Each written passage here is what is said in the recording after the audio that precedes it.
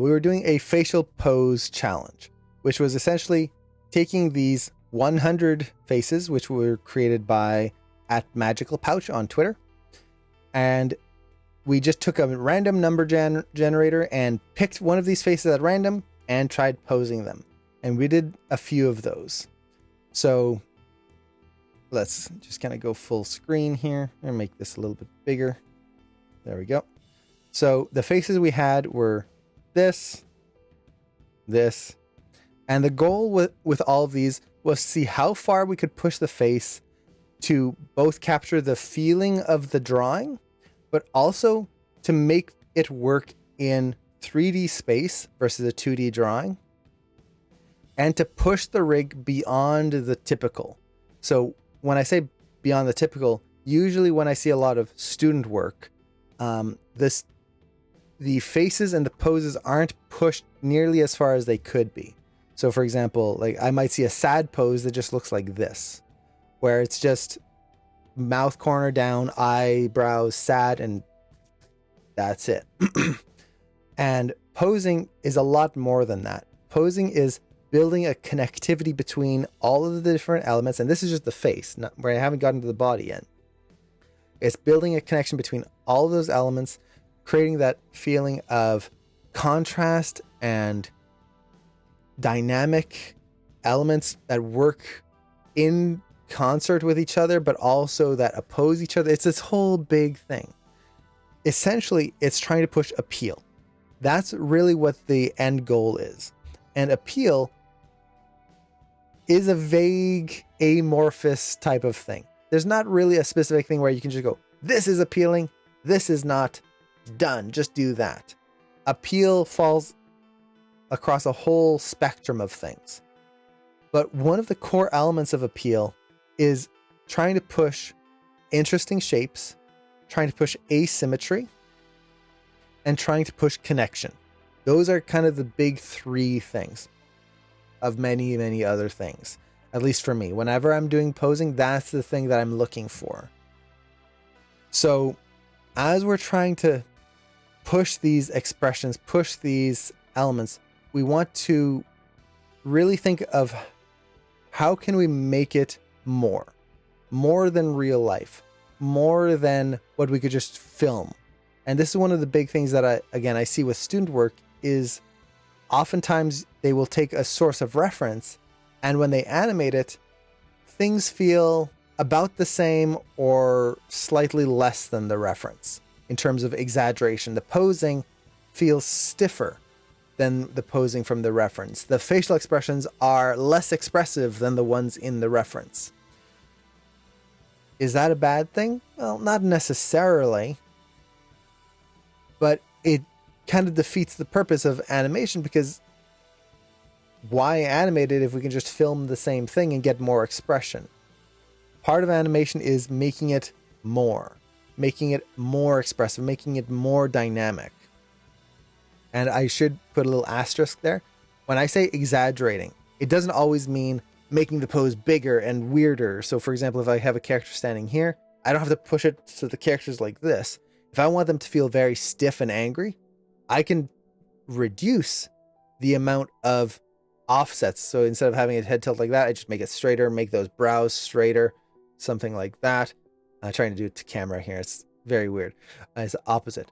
So I can make everything more symmetrical, which kind of goes against what you would think would make it more appealing, but it can make a character feel more threatening or more imposing.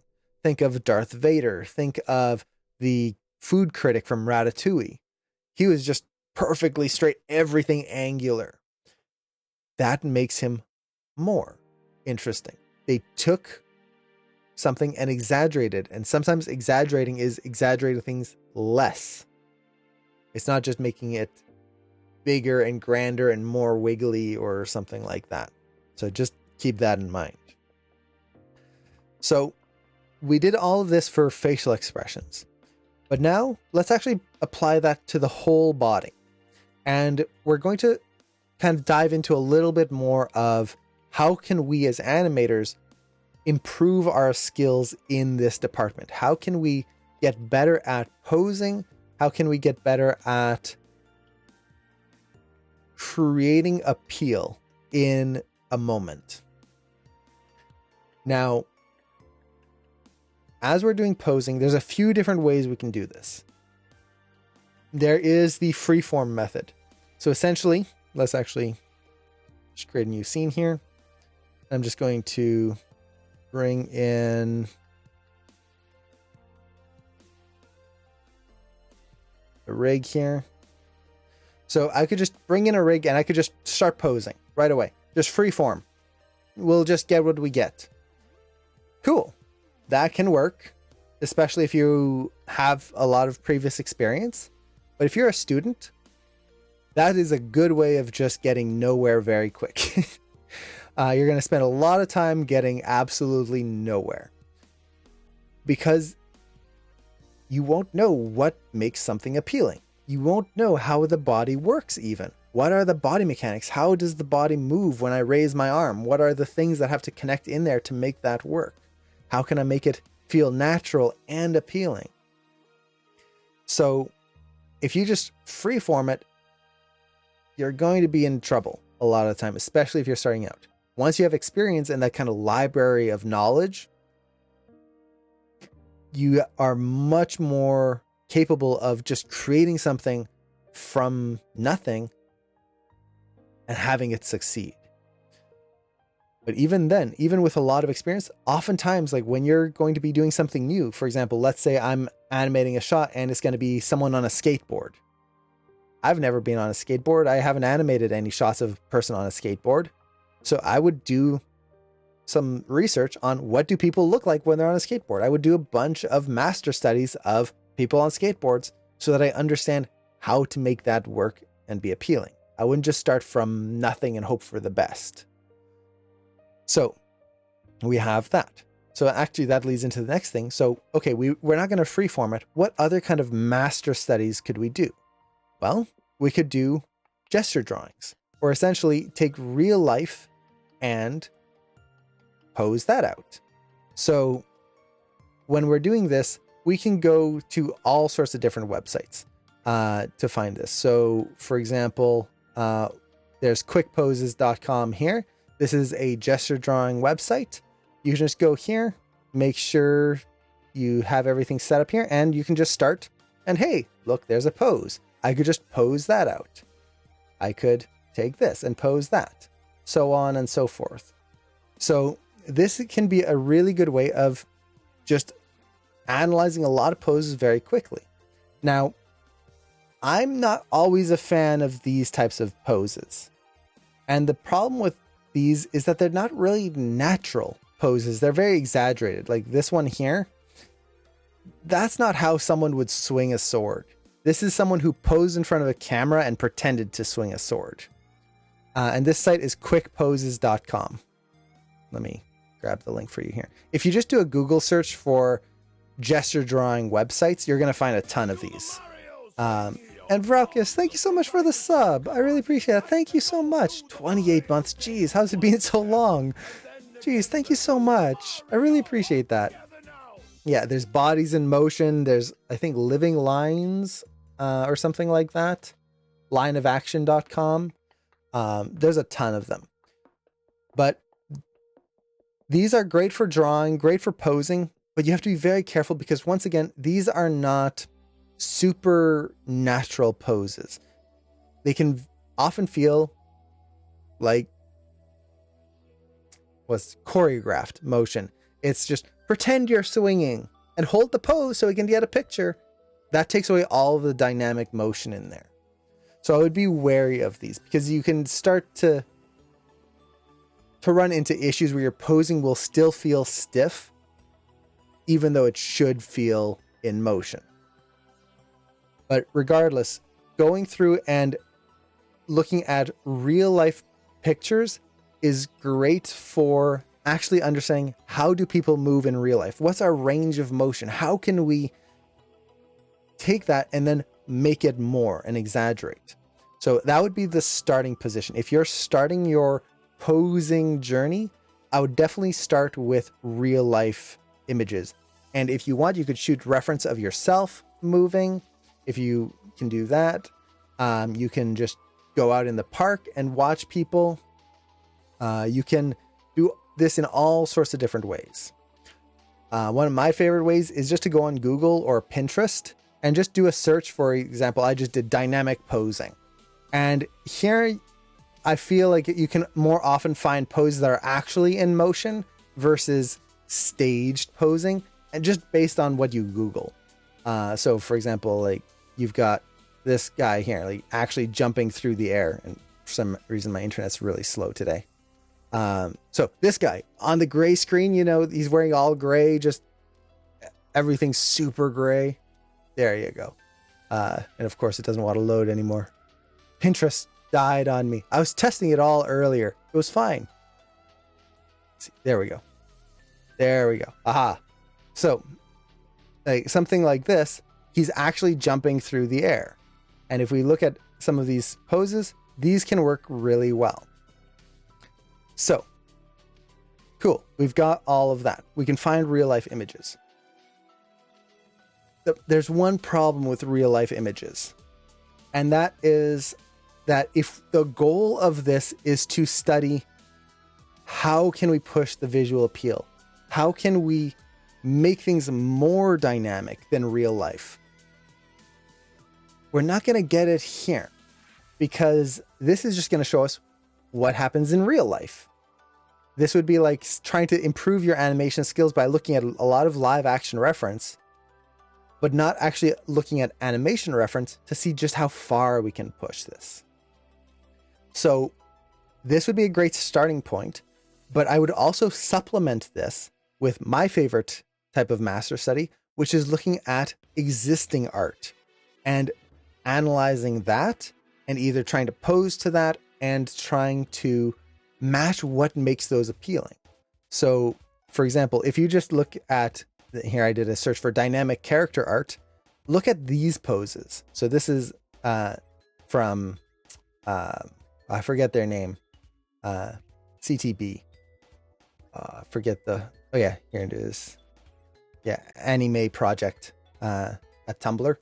I forget the artist's name. But they have really dynamic posing in here. And by looking at artwork, what you can see is how different artists will take a pose and exaggerate it to be more dynamic, to be more visually interesting in a lot of different ways. How do they push the line of action? How do they push the silhouette? All of these elements that we can use. There you go. Chrysler. That's it. So we can use this as inspiration on how can I push this? And once again, this is my favorite way of doing it, because this is where you're going to really push your ability to understand what makes something appealing. Now, which drawings do you have to use, or which art do you have to use? Anyone that you want. Anything that you feel is inspirational, or that you feel it's like, wow, I really love that pose. Try to recreate it.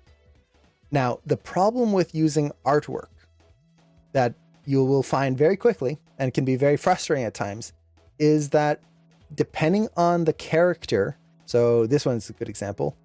Look at the shape of the legs here. It's very small here, so let me make this a little bit bigger. Jules. Here we go. So if we look at the shape of the legs here, it's very stylized, especially in this pose right here. That's going to be very hard for any rig to be able to get posed like that. Unless your rig is matching the character specifically, you might not be able to match certain poses. You might not even be able to recreate them even close, just based on how the character and the rig can flex and bend. So with artwork, you have to kind of try and aim for the idea behind it, not the exact pose. And that can be very tricky, especially when you're starting out, or especially if you're trying to capture a pose with very stylized proportions. So this would be a good example here. Like this character has very stylized proportions, very long legs, very short body. Those legs are like 1.5 times longer than they should be for a typical human. So that's going to be a lot trickier to pose out. But regardless, looking at artwork and trying to do these master studies of what makes them so good, again, is one of my favorite things, because this is going to teach you a lot of what makes something appealing. And if you can replicate that, even better. Now, another little asterisk to this. Whenever you're doing master studies of anyone's work, so let's say I take Chrysler's work here and it's like, ooh, I want to try this pose right here. Let's see if I can recreate it. Never take credit in any way for that. If you're doing a master study, you either keep it to yourself and it's just for you, it's not to be shared, it's just for your learning. Or if you do decide, you know what, I really love these master studies, I'm going to post them and just show what I've done, credit the artists. Take the time to find whose drawing you took inspiration from and credit them. If you can't find them, don't post it. Because the last thing you want is to have people see that pose and go, oh, wait, that was the pose that Chrysler did. Oh, well, they're just copying their work. And you were doing a master study. You were just trying to learn. But if you don't present yourself correctly and just kind of go, hey, look what I did, it can come off as looking like art theft. We don't want that. If you're going to post it, be sure to go, hey, here's a master study I did of Chrysler's work. And that way you're promoting the artist gets to get known a little bit more, and everything's good. So just be very careful of that. Usually master studies are a personal learning thing versus a public, like, sharing thing. So we have this. So we have photos from real life. We have art. Once you kind of understand the posing guidelines and what makes a pose appealing, another thing that I like to do is look at more sketches of artwork. So let's see here. Do I have any here? Let's see. So for example, when I say sketches, is looking at gesture drawings. So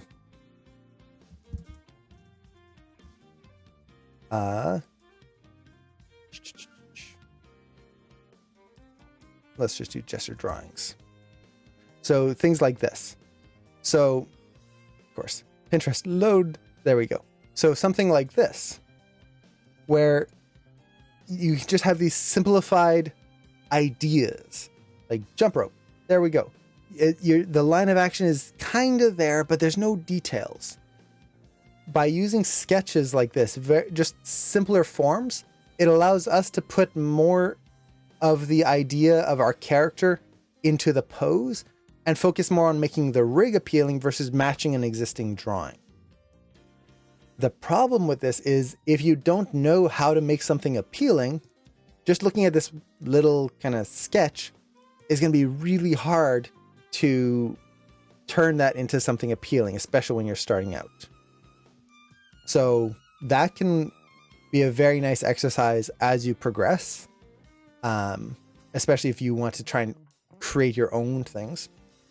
And then lastly, we have 3D models and sculptures. So for example, this is a website, Pose Maniacs, which again is a gesture drawing website. And they've got these models here that you can load up, and it's an actual 3D model that you can spin in place, get really nice dynamic angles right in there, and kind of pose your character out from there, which is really cool and a very awesome resource for learning how a pose works in 3D space. The problem is that when you're trying to recreate a pose for a film, let's say, we're trying to learn how to pose something out for feature film or for TV animation. TV animation and feature film, at the end of the day, is a flat image.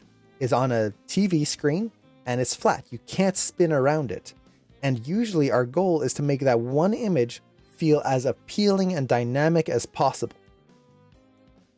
If we get too caught up in looking at a pose from all different angles, it can be very hard to actually focus on making your pose appealing. It'll just be a general pose. Or worse, if you go, okay, well, I'm just going to put this here and I'll make one single pose. It's going to be a 2D image. Perfect. Haha, great. Well, the problem with this is now you're in charge of angling the character. And if you don't know what makes a very good camera angle, you might get a pose that's something like this. Does it look like the character's punching? No, we're missing the entire arm. If I pose the character out something like this, now that line of the arm is cutting right across the face. That's not going to be super appealing. Or if I pose it like this, the line of this arm is cutting right into the elbow here. That makes a terrible tangent. We've got this weird negative space right in here. We're getting a lot of just not so appealing poses by doing something like this. Now, does this mean these types of websites where you have a 3D model isn't good? No, not at all. They are fantastic. Great resources. But you want to be very aware of the posing and the composition of the image as well. We can't just take any random pose. And this is again why I personally like artwork, because by doing a master study of artwork, and it doesn't have to be a still image, it could be, so this is Sakuga Boru. Let me post the link here, which is essentially a site that you can find a bunch of 2D animations and frame through them. You could go in here and find poses from your favorite film and try to replicate those. So it doesn't have to just be artwork you find online. It could be artwork from anything. It could be from a Renaissance painting. It could be the Mona Lisa, whatever you want. But essentially, master study. That's what all of this comes down to. Trying to figure out what makes something appealing and trying to recreate it yourself, or at least study it. So that's going to be the first and big thing that we want to kind of get out of this.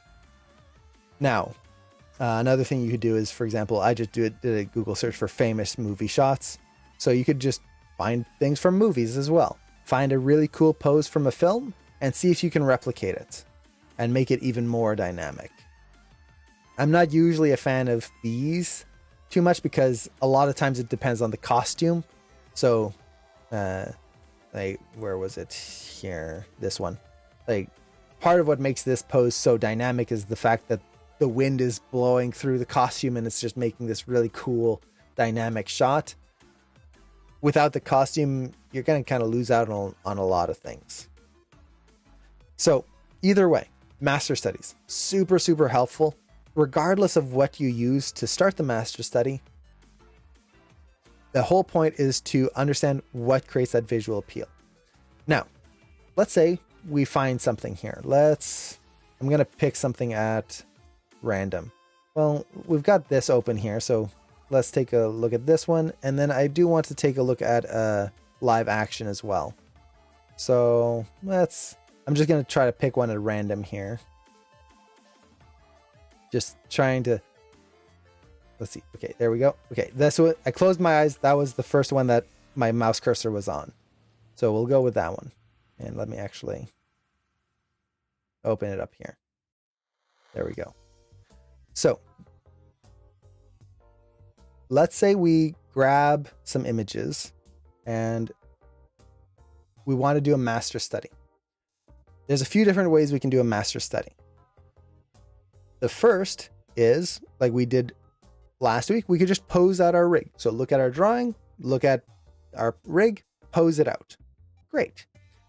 But I would actually recommend doing a little bit of analysis first. And we actually did this last week very quickly, where before I actually pose it out, I looked at my facial poses and I tried to figure out what are the elements that are going to make this sell? What do I need to do to make this work? And by taking that initial step, it can help to give you a roadmap, something to aim towards versus just hoping for the best and just kind of guessing. As much as I can, I like to try and avoid guessing when I'm animating or when I'm working, because the more I'm guessing, the less likely I'm going to get something right. You by having a little bit of a roadmap of knowing, okay, if I do this, this is going to get me somewhere. It's going to allow you to get much more reliable results. So, in terms of studying, what do we look for, especially if you just started out?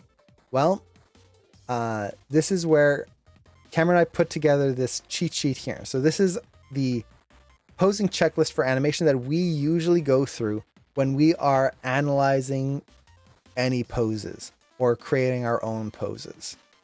So in this, and I'll give the link here. Let me share that. There we go. And A to the J, beat me to it. Why did I even try? I should have just said, A to the J, do your work. So this is the posing checklist. And essentially this just goes over, like I said, all the different things we look for, as well as an explanation of each one, just to kind of give a better idea of what it is.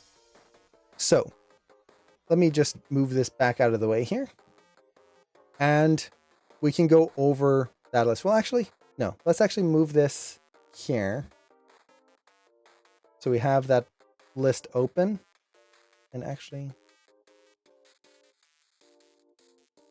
just trying to think how I want to lay this out in a way that we get everything we need. Okay, cool.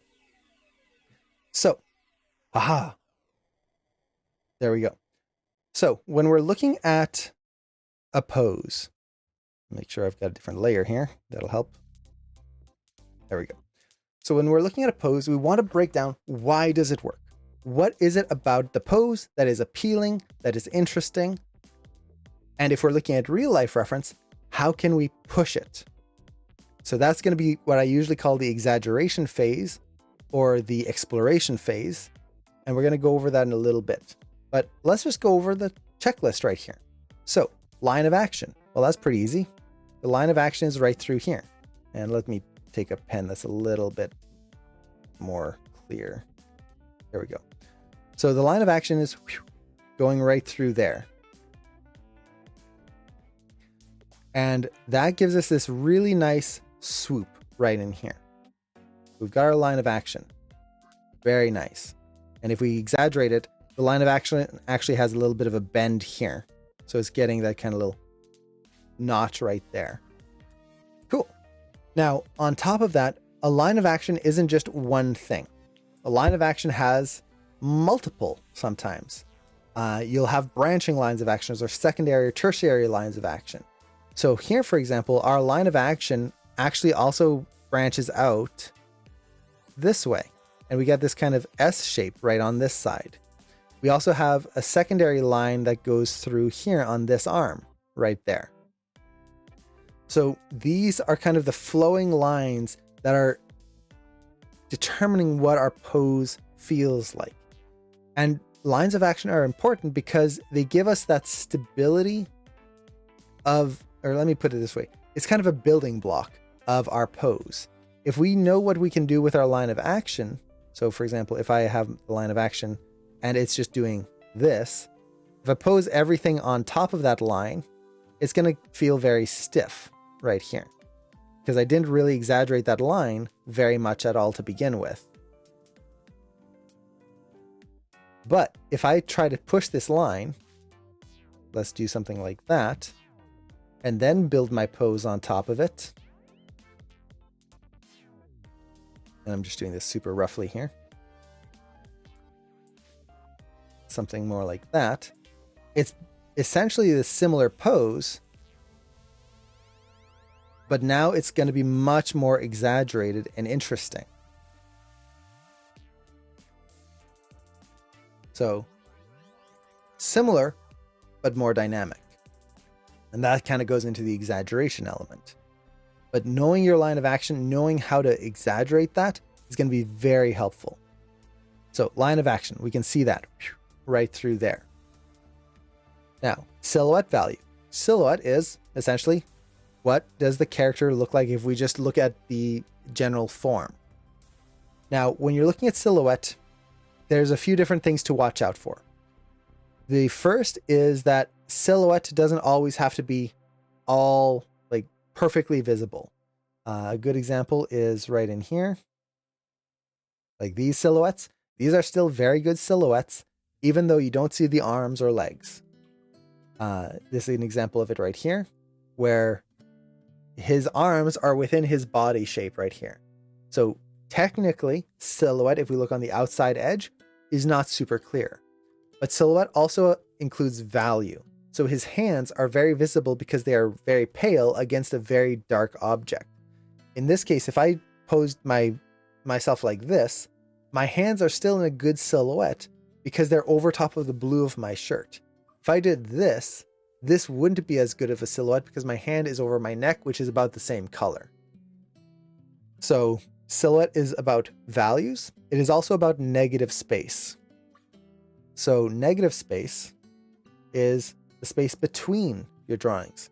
So if we look at this space here, or this space here, right through there, right in here, this is all negative space. It's anything that isn't your character.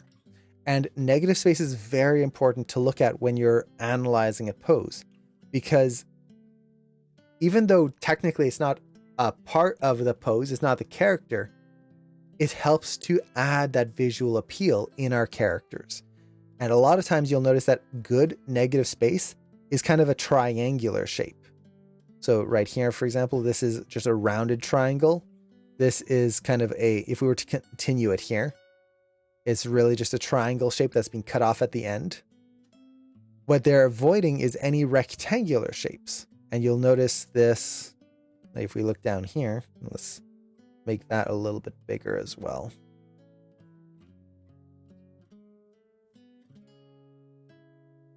There we go. If we look at the negative space here, there's a lot of nice visual shapes. So here we have a triangle right in here.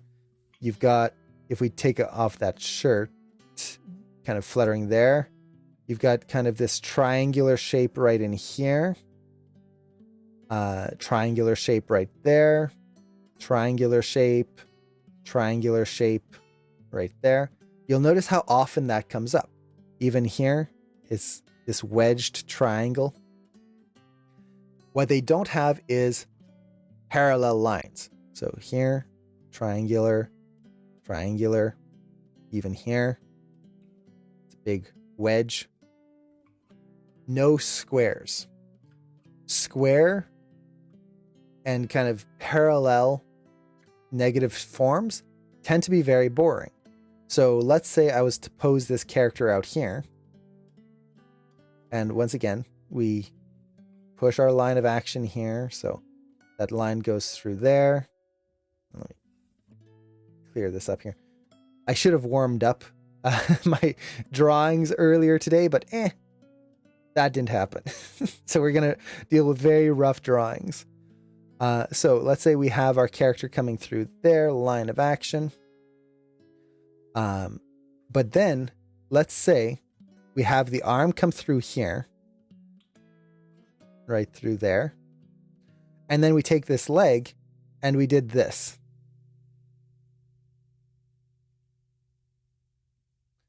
Now we've got this square negative space right there. That would not be interesting. That would be very boring because square shapes are not interesting shapes. Triangles are interesting. Circles are kind of calming and relaxing, or round shapes. Squares are boring.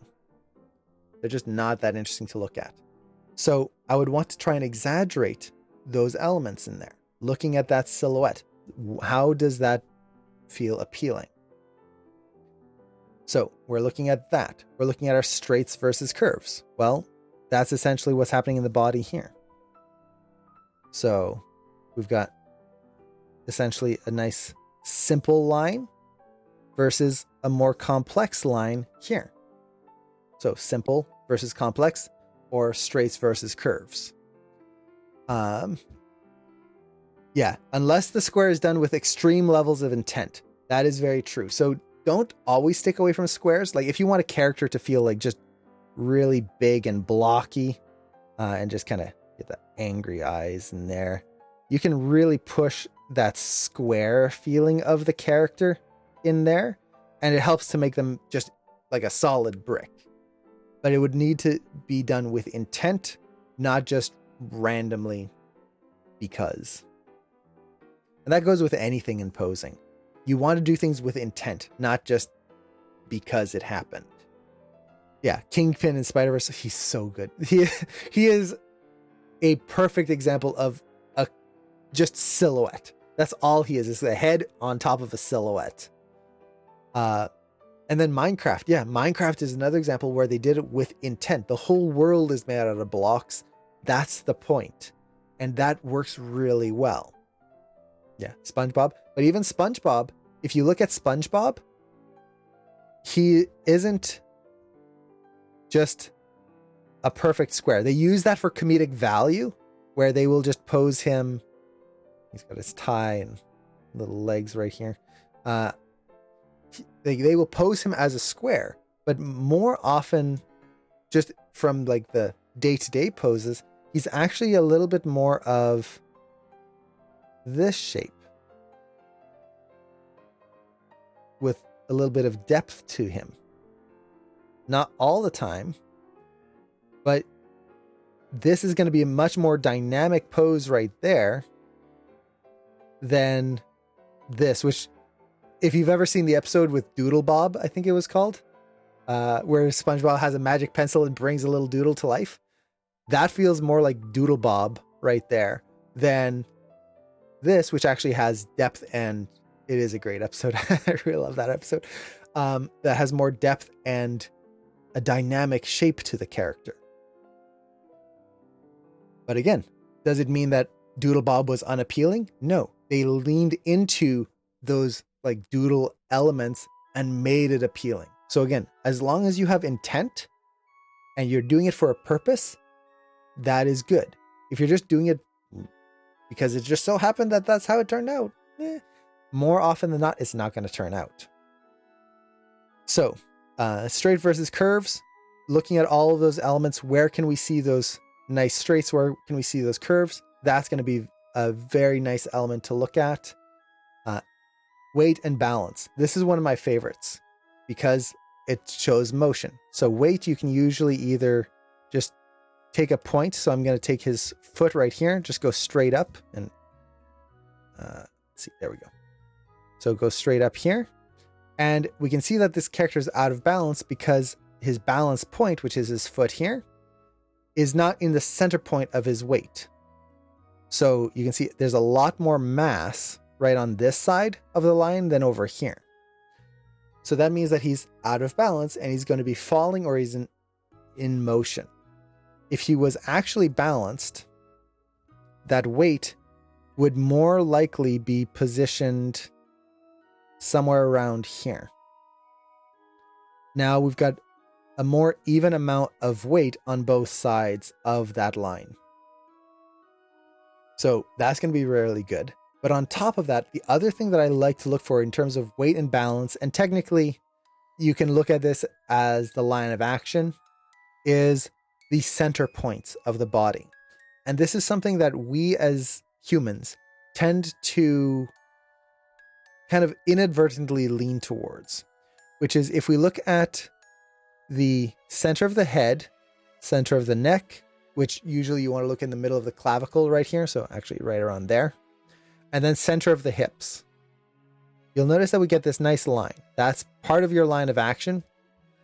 Kind of. It's not really the line of action, but we can kind of simplify it into that. But on top of that, if we look at how things line up, you'll notice that none of these points perfectly line up with each other right on top. This makes it dynamic. This makes it interesting.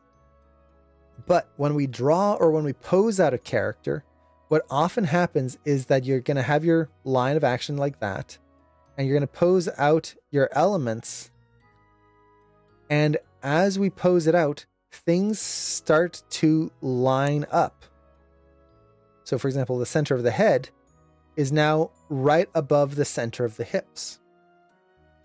And it's very easy to fall into this, especially with poses that are facing a little bit more to the front or to the side. Now, how do we push this? Well, we just need to exaggerate the pose a little bit or rotate it. So for example, if I take this and just do that, now, oops, what did I just hit here?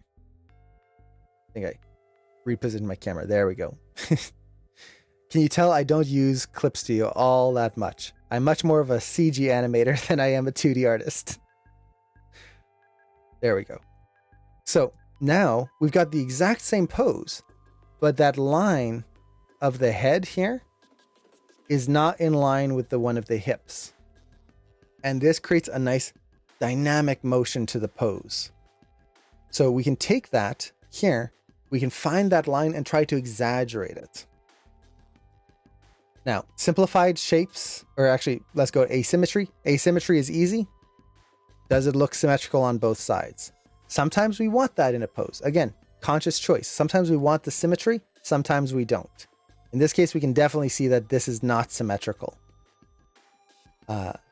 Simplified forms. This is mostly when we're posing. Try to look at the shapes in a simpler form, not with all the little details. So this is something I really see quite a bit with student work, is trying to focus on too much detail. If we look at these drawings, for example, if you really break them down, a lot of these forms are very simple. So like the body here is just kind of this bean shape right there. Even here, the body is just this nice little bean shape. The arms, nice simplified forms. We're not looking at all these complex little details.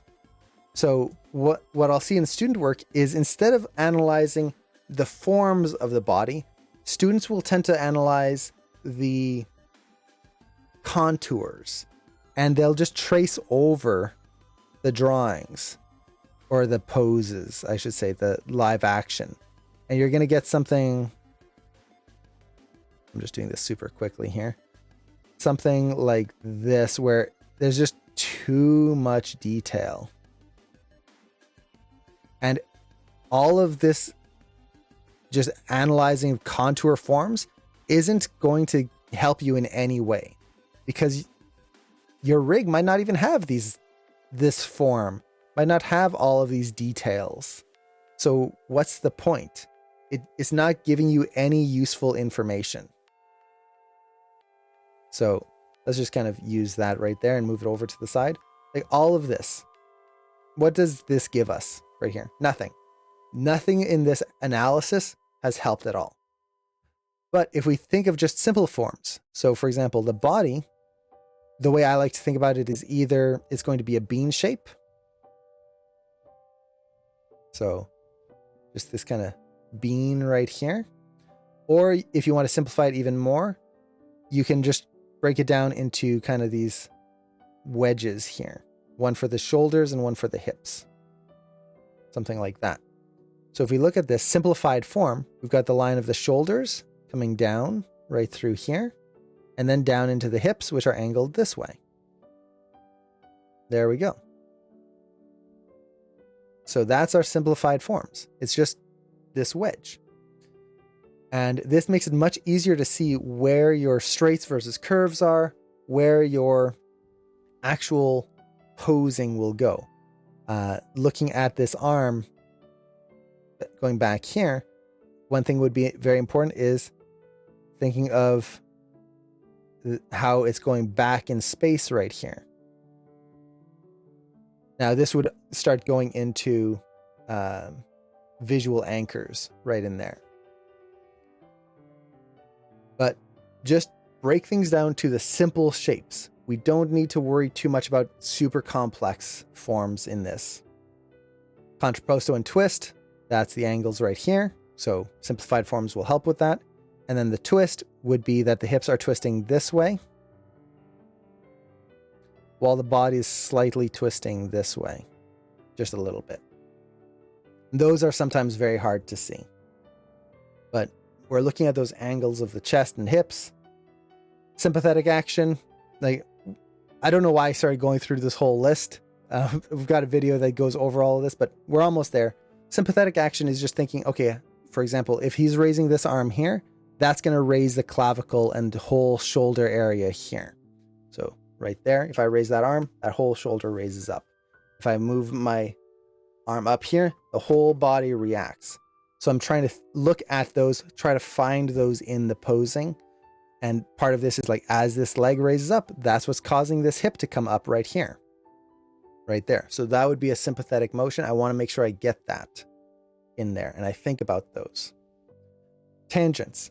Tangents are very tricky. And as we're posing out, we're going to want to watch out for those. Now, we don't see any tangents here and here because these are really good poses.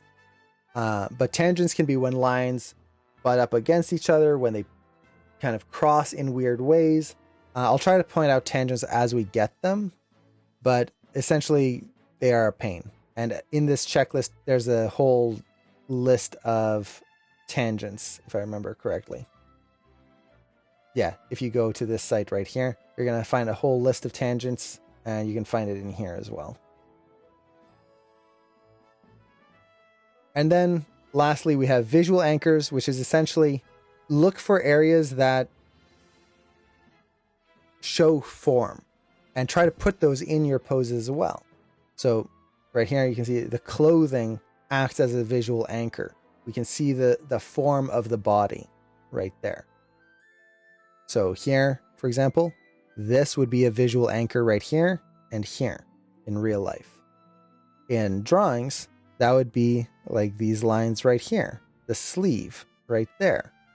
All of these just little details that help to show the form of a character right here.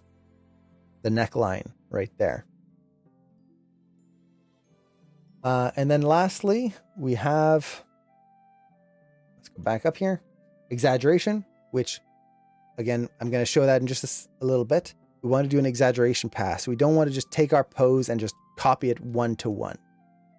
And then gesture and character is essentially thinking of who is your character and how can we push the poses, especially if we're taking a real life reference and reference that we've shot ourselves. How can we take that and exaggerate it even more? It's a form of exaggeration to match who our character is instead of just copying it one to one and just going, yep, that's good enough. So these are all the things we're looking at. Now, I've mentioned all of this here. At this point, I'm going to stop like going super in detail about it because just keep in mind we're looking at all of it and it's going to be impossible for me to point out everything all the time. So with all of that said, this long rambling tangent there, how do we analyze a pose? Well, let's actually take a new pose because we kind of looked at this one quite a bit here. So I'm just going to go back. I think it was here. Okay. So let's just scroll down, scroll.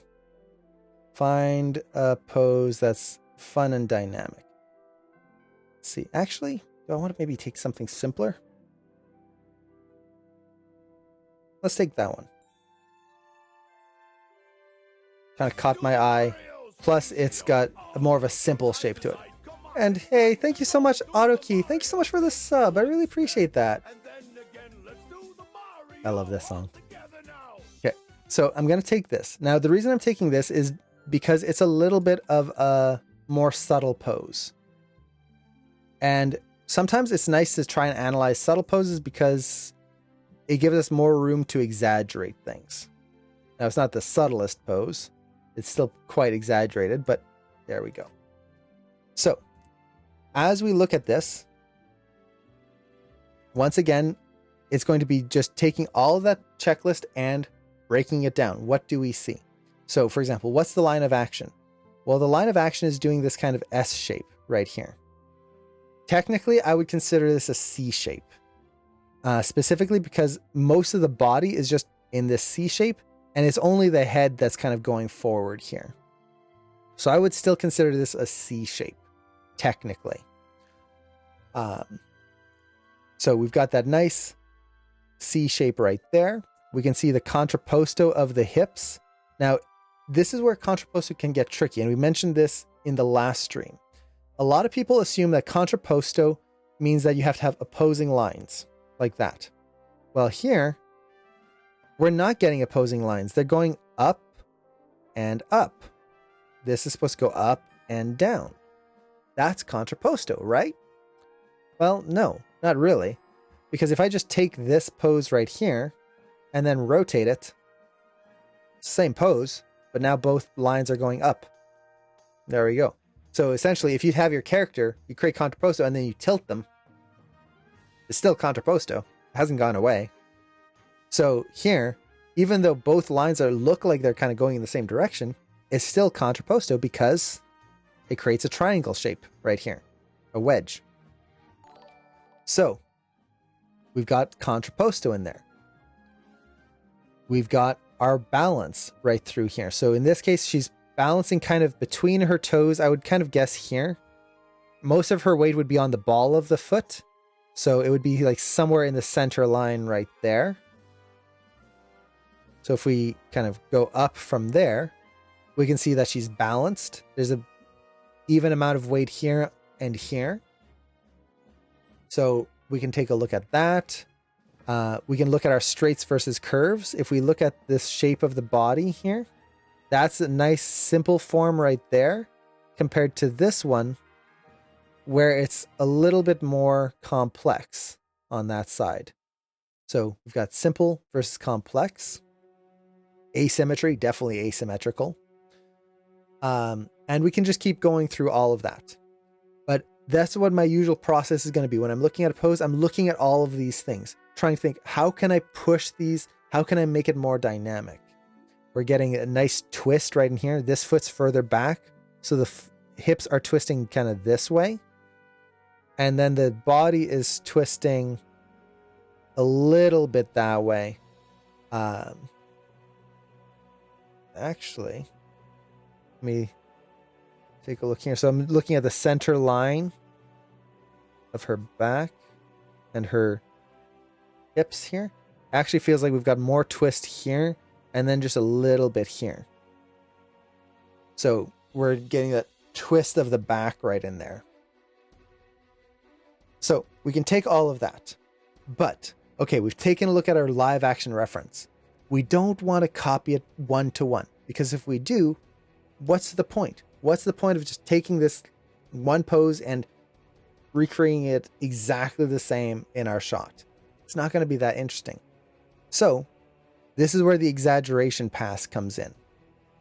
And for me, the exaggeration pass isn't just a matter of making lines more like wavy. So for example, I could just push this even further. So really push that back at an angle here. Let's make that a little bit bigger. So we could kind of push that line of action a lot right through there. Really pushing that visual contrast in the shapes right in there. Let's try to push that hip out a little bit on this side here. So we're trying to exaggerate all of these forms right in there. Okay, great. We could do that. Bend that leg a little bit more on this side, because we can see a little bit of a bend here. There's nothing wrong with this. And you'll notice that when I'm doing this kind of drawing, I tend to draw very roughly and then try to put in the details in afterwards. So there's nothing wrong with this per se. The problem is that sometimes posing doesn't need to be pushed to be more dynamic. Sometimes it needs to be, well, let me put it this way. We want to push the pose to match the character, not just making it more wiggly. So this is where we need to know, who is this character? Are they supposed to be more stiff and intimidating? Are they supposed to be more loose and relaxed? What kind of pose is this going to be for them? What's the mood that the character is in this scene? How can I push that to really reflect that? And this is part of the exploration pass, is I will do a lot of just drawings in here, exploring how to exaggerate this pose. How can I get more character in here? So for example, if I want this pose to be more heroic, usually a more heroic pose is going to have that line of action be a little bit more in the chest, kind of pushing out here. So if I kind of do this, try to push that line up a little higher right here in the line of action, I can kind of create a similar pose right through here. That's just going to have a little bit more of that kind of chest puffed out feeling to it.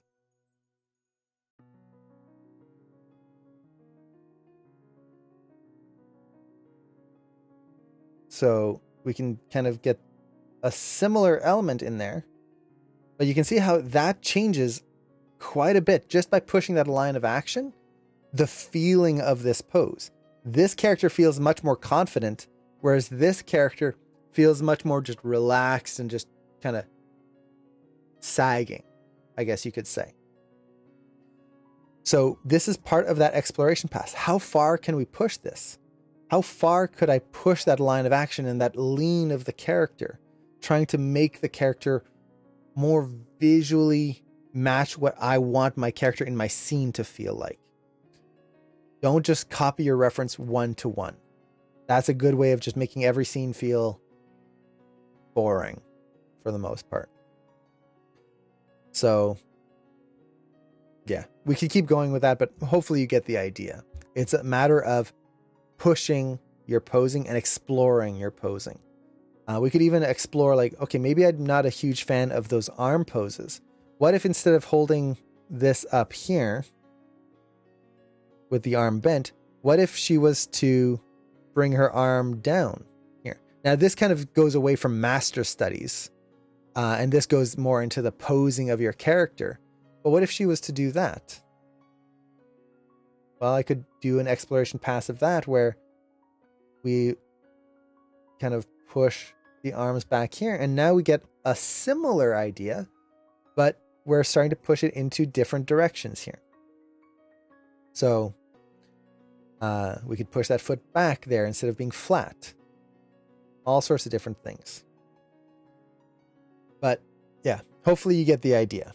In this case, because we're doing master studies, what we're trying to do more is just exaggerate what is already there and make it a little bit more dynamic than what we have.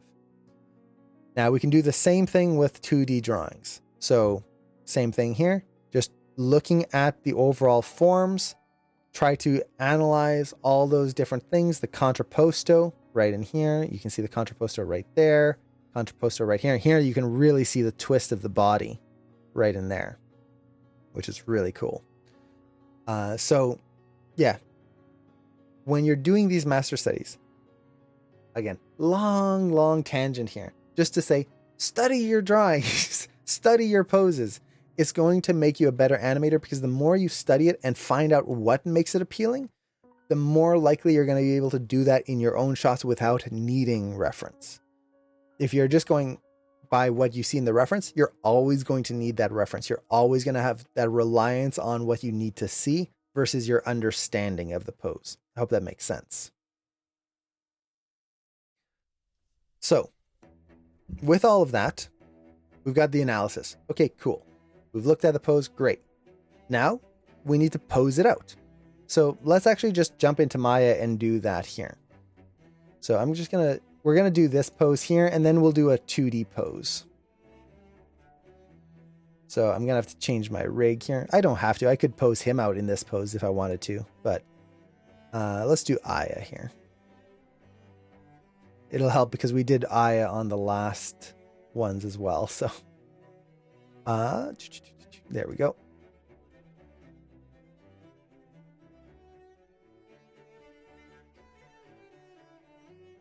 And actually, let's do this right here. Okay, so we've got Aya here, and I'm just going to quickly set up a scene. So I should have done this before the stream. That would have been the smart thing to do.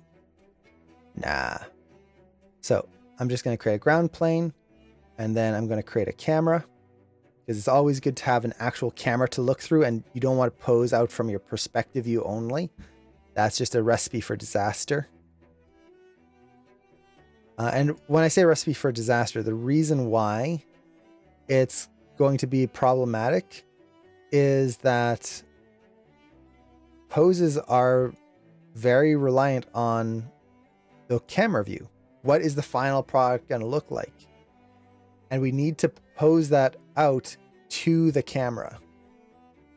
So I'm just going to turn everything off except polygons, turn off manipulators and selection highlighting right in here. So we just get this pose right there, like so.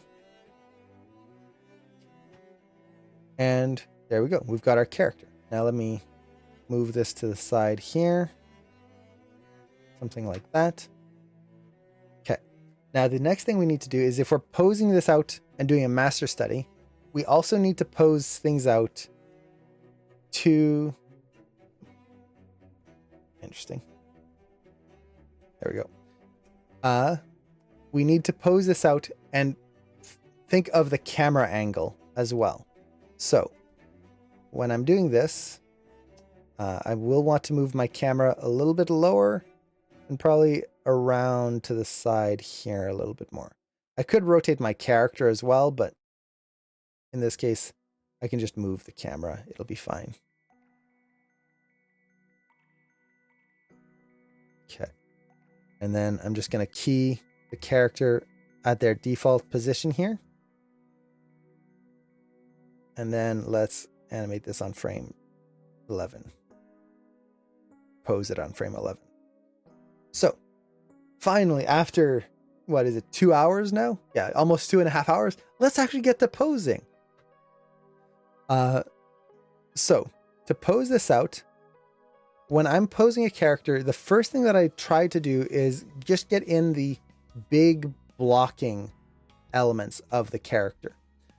And this can be very tricky because, first off, which controls do we use?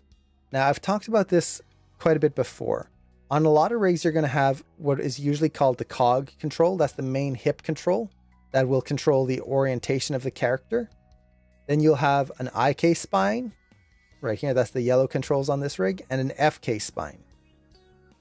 FK tends to work better for natural posing, whereas IK tends to work better for cartoony posing. Honestly, it's up to you which one you prefer. I would just recommend using one or the other. Don't mix and match. The tricky part, though, is the cog.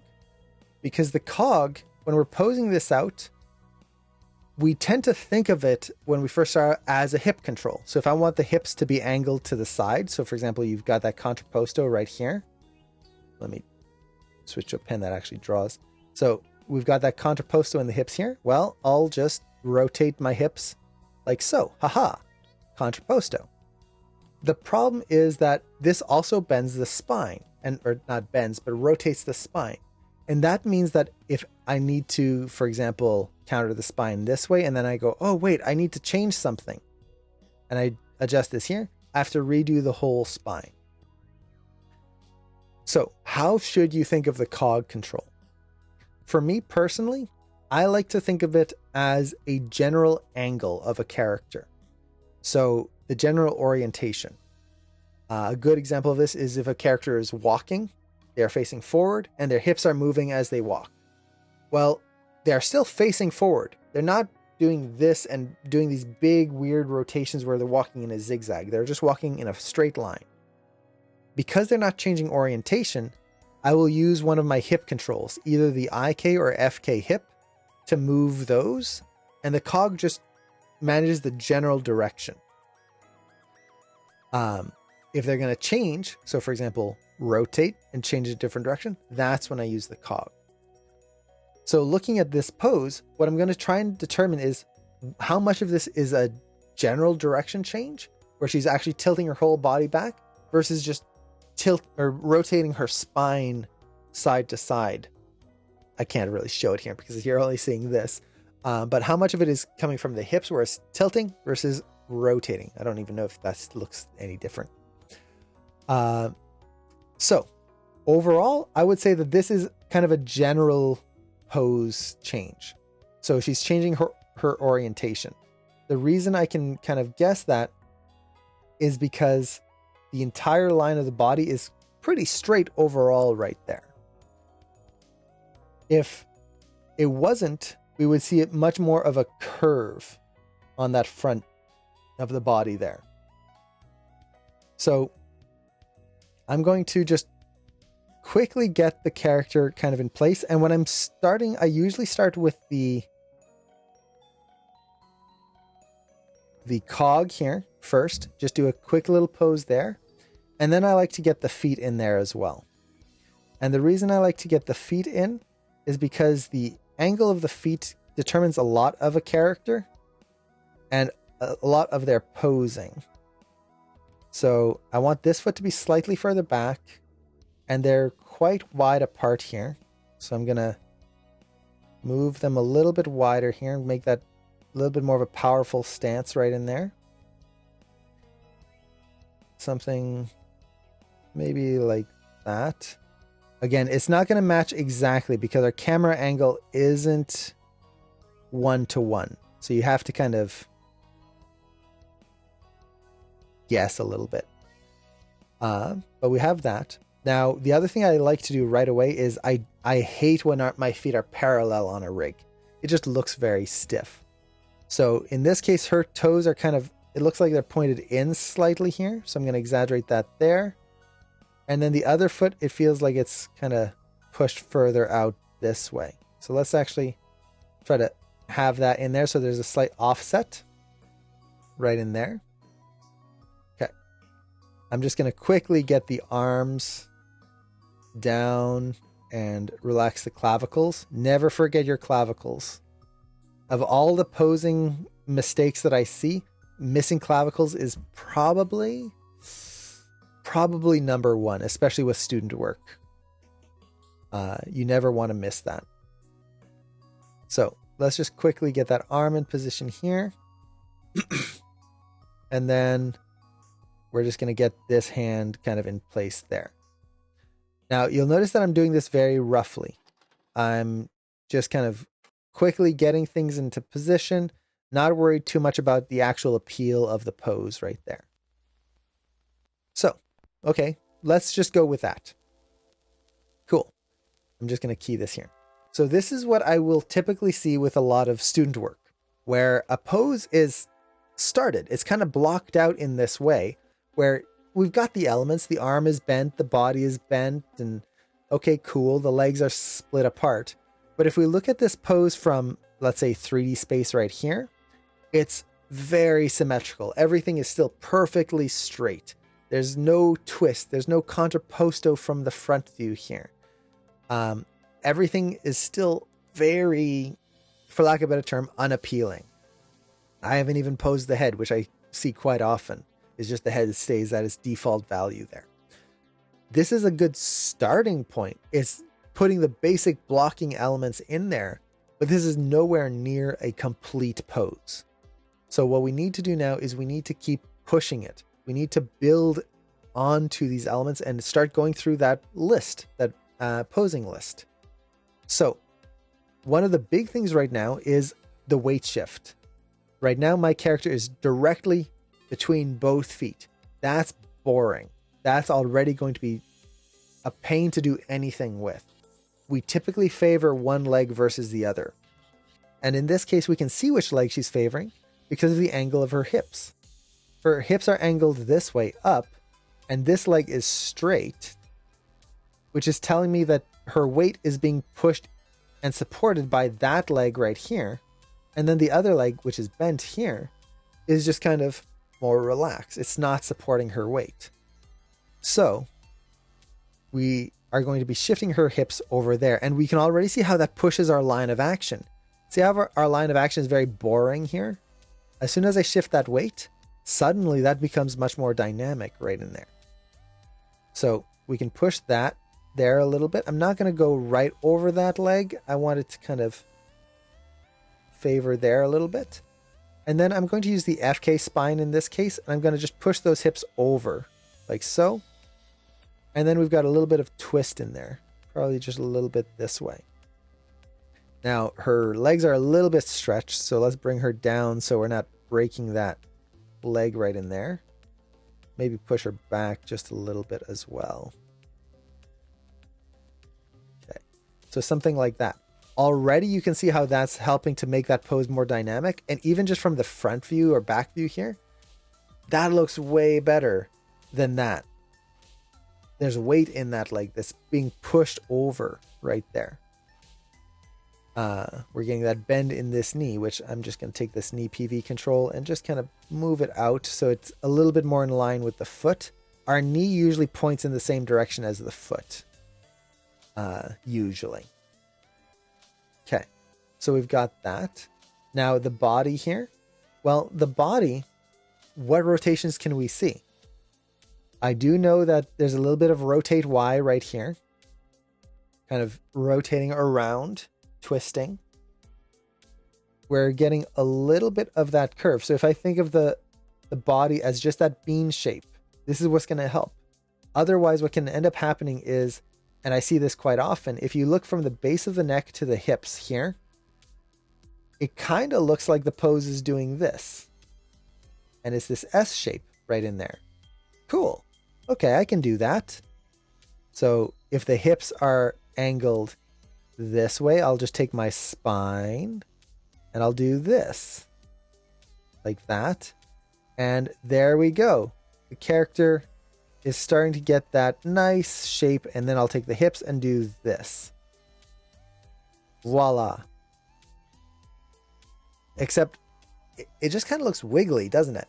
It doesn't look really pushed. And if I push it even further, it's like, oh, maybe I haven't exaggerated enough. Now my character just looks like a hunchback. The reason that's happening is because I'm not thinking of that bean shape. I'm creating an S in my pose. And the torso here almost never goes into an S shape. There are going to be certain moments for it, but if we look at the base of the neck down to the hips, it's not going to be this kind of S-y form right in there. It's too complex. Our spine would break at that point. Instead, it would just be either a bean shape, a C, this way, or this way. So one or the other. And if I'm looking at this and kind of just break it down, I can see that there's this bend right here and a little bit more of a simple shape on the front. So that tells me which way it's rotating right here. It's bending back like that, just a little bit. It's not much, but it's still there. Now, if you're using FK spine, it depends on the rig, but I usually like to try and move everything together. So we're going to do that. Okay. Now, which angle should the hip or the chest tilt? Well, we're going to be going for contrapposto. So we got that nice big angle right in here. So it's, let me move this to the side here. If we look at the hips here versus the shoulders here, we've got that nice, exaggerated there, angle here, angle here. So it's tilting and pinching on this side, which makes sense because our shoulders do the opposite of what our hips are doing. So I'm just going to push this a little bit more this way. That helps to straighten out the character right there. So she's balancing herself out. Does the pose look good? Ugh, no, not yet. And then I'm going to add a little bit of twist this way. Right in there. Just a little bit. So something like that. Now I'm going to repose my arm here just a little bit. Make sure that's not broken. And let's get some head positioning in here as well. So one of my favorite things, and for anyone who's watched any of my critiques, you'll know I've mentioned this quite a bit, is watch the angle of the neck. The neck flows from the back of our spine right in here. So you can see how that gets a nice smooth curve. We don't want a bend this way where it pinches. So I'm going to push that forward and try to get that nice curve right in there. And then let's rotate the head. It's tilted down, over, and a little bit like this. Now, you have to be very careful how much you twist in Y. This would crack her neck right there. Usually if you look at the chin to the shoulder here, the chin shouldn't go over the shoulder like this. If you're looking at it from the top view, it should kind of go over here. And that's going to be a more natural position right there.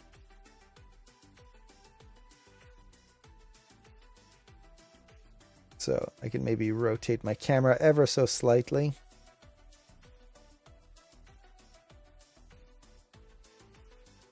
Okay, cool. Now, that would be a quick second pass. Let's just save all of this here and move on to another pass. So let's actually compare. So this was the first pass. You can see very stiff, very boring. We've pushed it. Suddenly, that's much more dynamic, much more interesting right in there. But it's still not right. We're missing a lot of nice visual design elements in here. For one, our hands aren't posed. Our arms have barely been touched.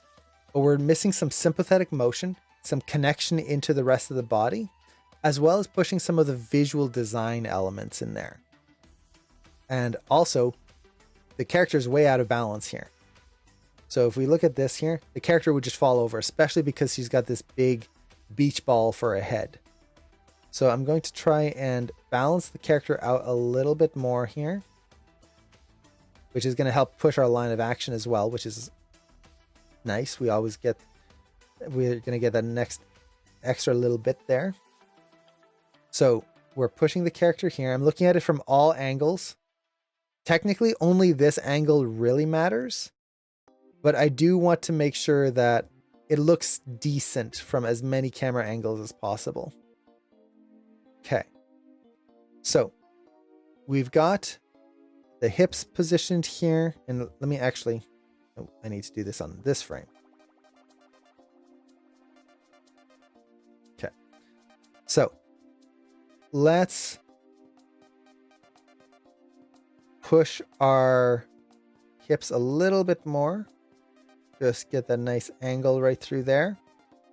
Now, something I like to try and do is I like to try and push the shape of the spine a little bit more. And there's a few different ways you can do it depending on the rig. On this rig, we have this little ball here, which we can use to help push that spine a little bit more. Now, I don't want to go too far and do something like that. That's going to just snap the character's back. But if I just push this a little bit, you can see how that helps to get a little bit more of that visual contrast in there. And I can scale it in a little bit if I wanted to. So you can see how that's kind of pinching that a little bit more. If I scale this way down, you get that more of a pinch right in there. So I can just do some small tweaks in here to help push what essentially is a nice straight and bend in here versus just a general curve. And push the hip angle here a little bit more just by pushing that spine control.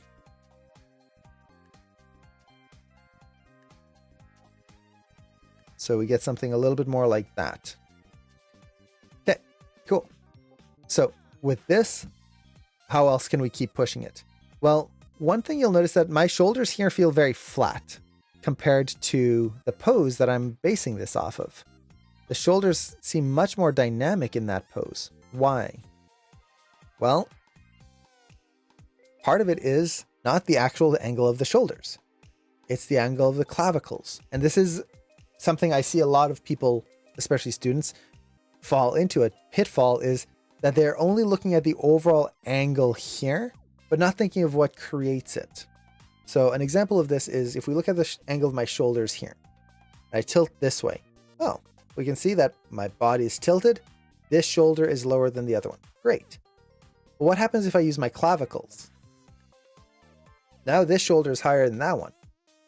I haven't changed my body angle. I'm just changing my clavicles, and it reverses the entire line of action, or that line, not line of action, but line of the shoulders right in there. So when you're looking at your pose, you need to think about that. What is the actual angle of the body, which would give you the angle right through here? But then how much of that line is then exaggerated by those clavicles? And in this case, what's happening is this arm is lower down, so that clavicle is going to be low. And this arm is kind of raising up, so it's going to be a little bit higher. So we're going to get that. And you can see how that exaggerates that line just a little bit right in there. And we get a more dynamic look right through there, just by pushing that right in there. Now, from there, let's actually push the arms to be posed in kind of 3D space, because I only pose them out straight ahead. You never want to do that. So I'm going to think, where does the elbow bend here? It's going to be bent. And this is where you can try it out yourself. So if I reach back and try to recreate that pose, my elbow is pointing outwards. Her elbow is pointing straight back. So it needs to be rotated this way. If you can, it's good to try and feel out a pose and try to replicate it yourself. It just gives you a little bit more control over things. Now, the other thing here is, let's actually add the prop. And I'm just going to do this super simply with a cylinder.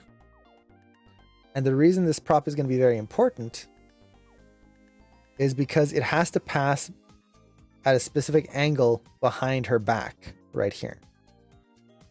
Not through her back, right through there. So I'm going to need this in place here in order to properly pose out that arm. Otherwise, I could get nowhere near where I need to be.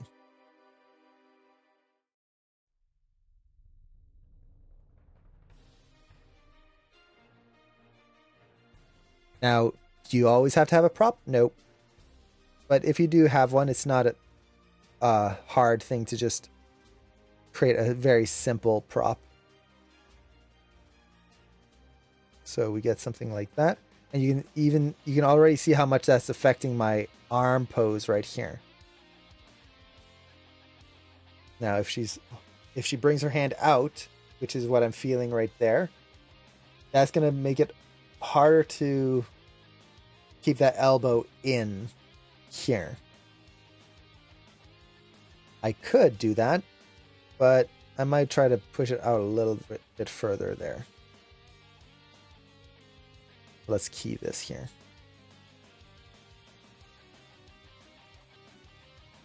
Okay. So we've got something like that, and I'm just going to shorten this end here. Okay. So already that's starting to feel a little bit better. Let's look at it from multiple angles. The weight is feeling pretty good. I feel like we're getting a little bit of a flat here, though. See that? It just kind of feels very bland. I'm going to try to exaggerate this a little bit more from this view. Now, does it make a difference? Not really. Not really at all. But I don't want my pose to have kind of a wonkiness if I can avoid it. The other thing that I can do here, and this is something I do quite often when I am posing out anything, is look at the reference and just kind of look at your general angles.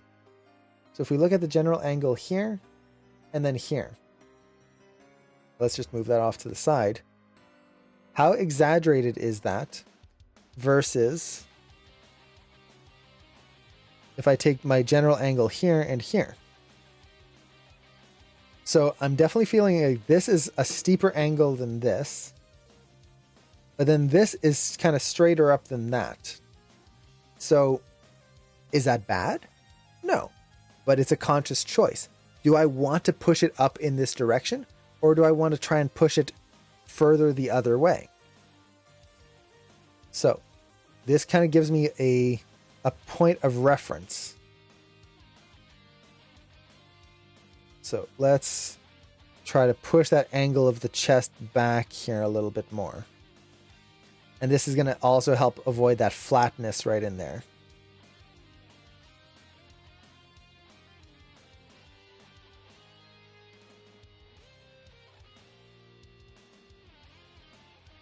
How far can I push it? I don't want to go too far because she's got such a huge head.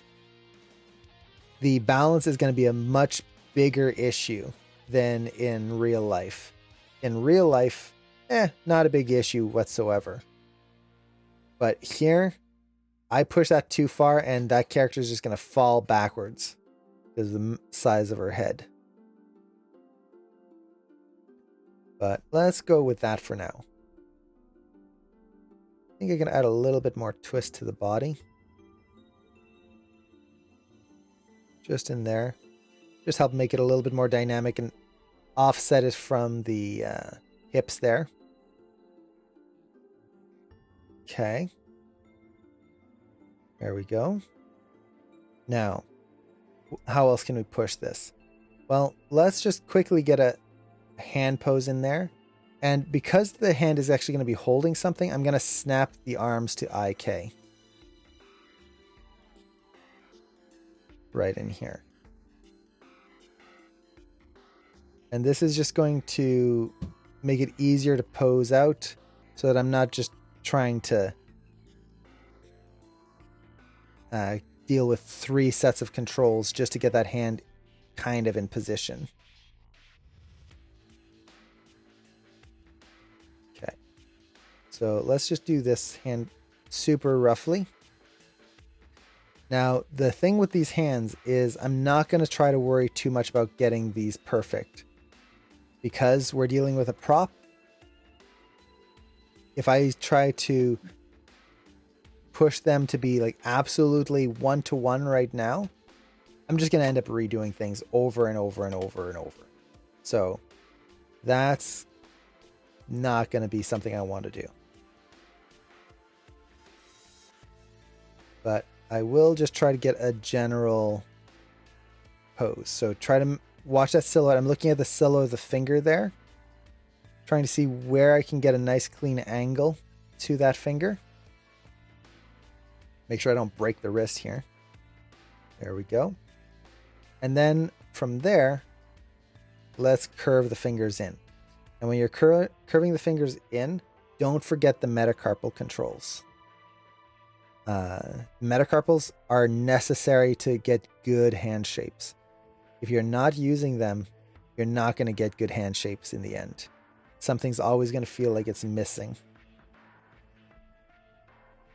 The other thing with hand shapes is don't be afraid of just trying it out yourself. So if I had a prop here, I could just hold it. But even without it, I can kind of close my hand a little bit and just feel out how does that hand rotate and where do the fingers go?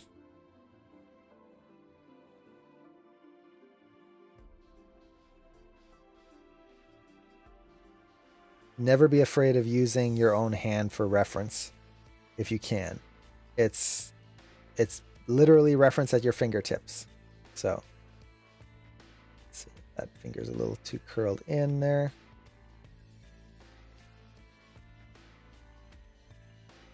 I'm trying to push the asymmetry of the fingers right in there.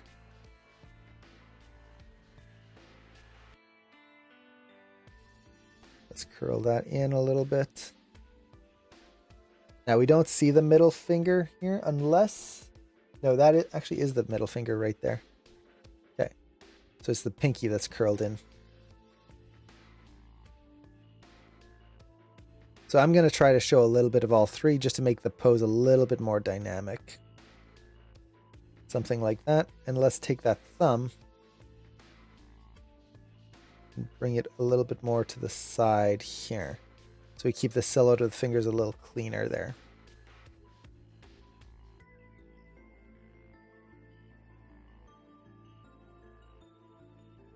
So we can go something like that for now.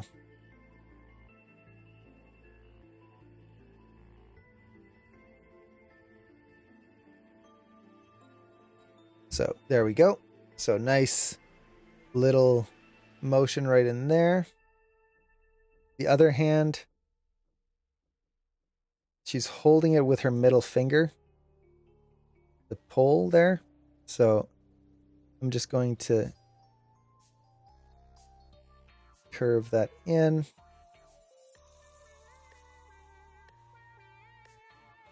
Curve that in.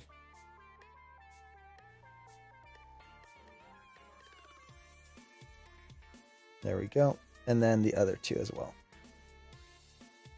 Now you'll notice that when I move that base joint there, I'm actually moving it in all three axes. And then for the other joints, I only ever move them in the one axis.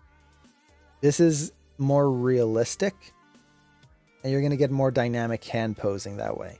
You want to be careful with it. Don't go too far. But it's going to avoid the hands feeling flat. So I always try to do that a little bit. There we go. So if I'm looking at the knuckles right here, I should see a rounded shape right in there. That's going to help give me that dynamic angle. And I think, I rotated that in all three axes. I was wondering why it was a little weird. The other joints only ever rotate in one axis along the finger. So be very careful about that.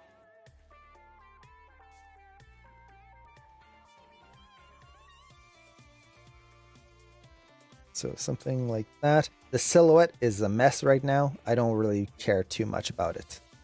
Right now, I'm just worried about getting a general pose in here. There we go. So we've got that in there. Cool. To this point, let's see. Let's save what we've got here.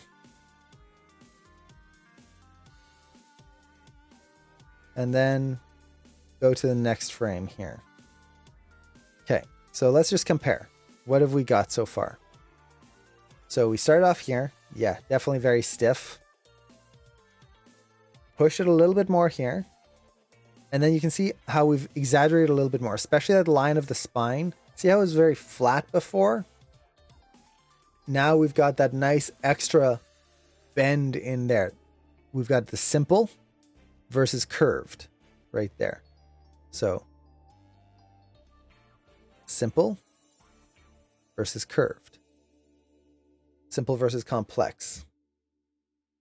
We've got that line right there. I feel like my neck's a little long, which to be fair is the camera angle, especially with this rig. Anytime you have cartoony rigs, their necks tend to be a little bit longer, which is a little bit of a pain when you're posing it at certain angles. Now, how do we solve that? Well, we just pose it to camera. So at this stage, let's actually start refining this posing a little bit more. Now, there's a lot of different ways we can do this. The biggest ones, and let me get this elbow here. I'm not a fan of how bent it is right there, but I'll just try to straighten that arm out. Yeah, that's a little bit better. And then I can just move that in place. Oops, just a stick. There we go. Okay, so how can we push this pose a little bit more? Well, now we can start adding the refining controls in here. So this can be things like bend bows. It can be things like shaping controls. Essentially, what we want to do at this stage is not just deal with the rig as it's given. We want to exaggerate the posing to make it more dynamic than what we normally have with the rig. So, how can we do that? Well, let's go with the bend bows first. Bend bows are kind of a quick, easy thing to do. So bend bows, they're also sculptors, they're bendy controls, wiggle controls. There's a lot of different names for them. On this rig, I can find them on these and turn them on. And essentially, it gives me a lot more controls that allow me to sculpt the pose correctly.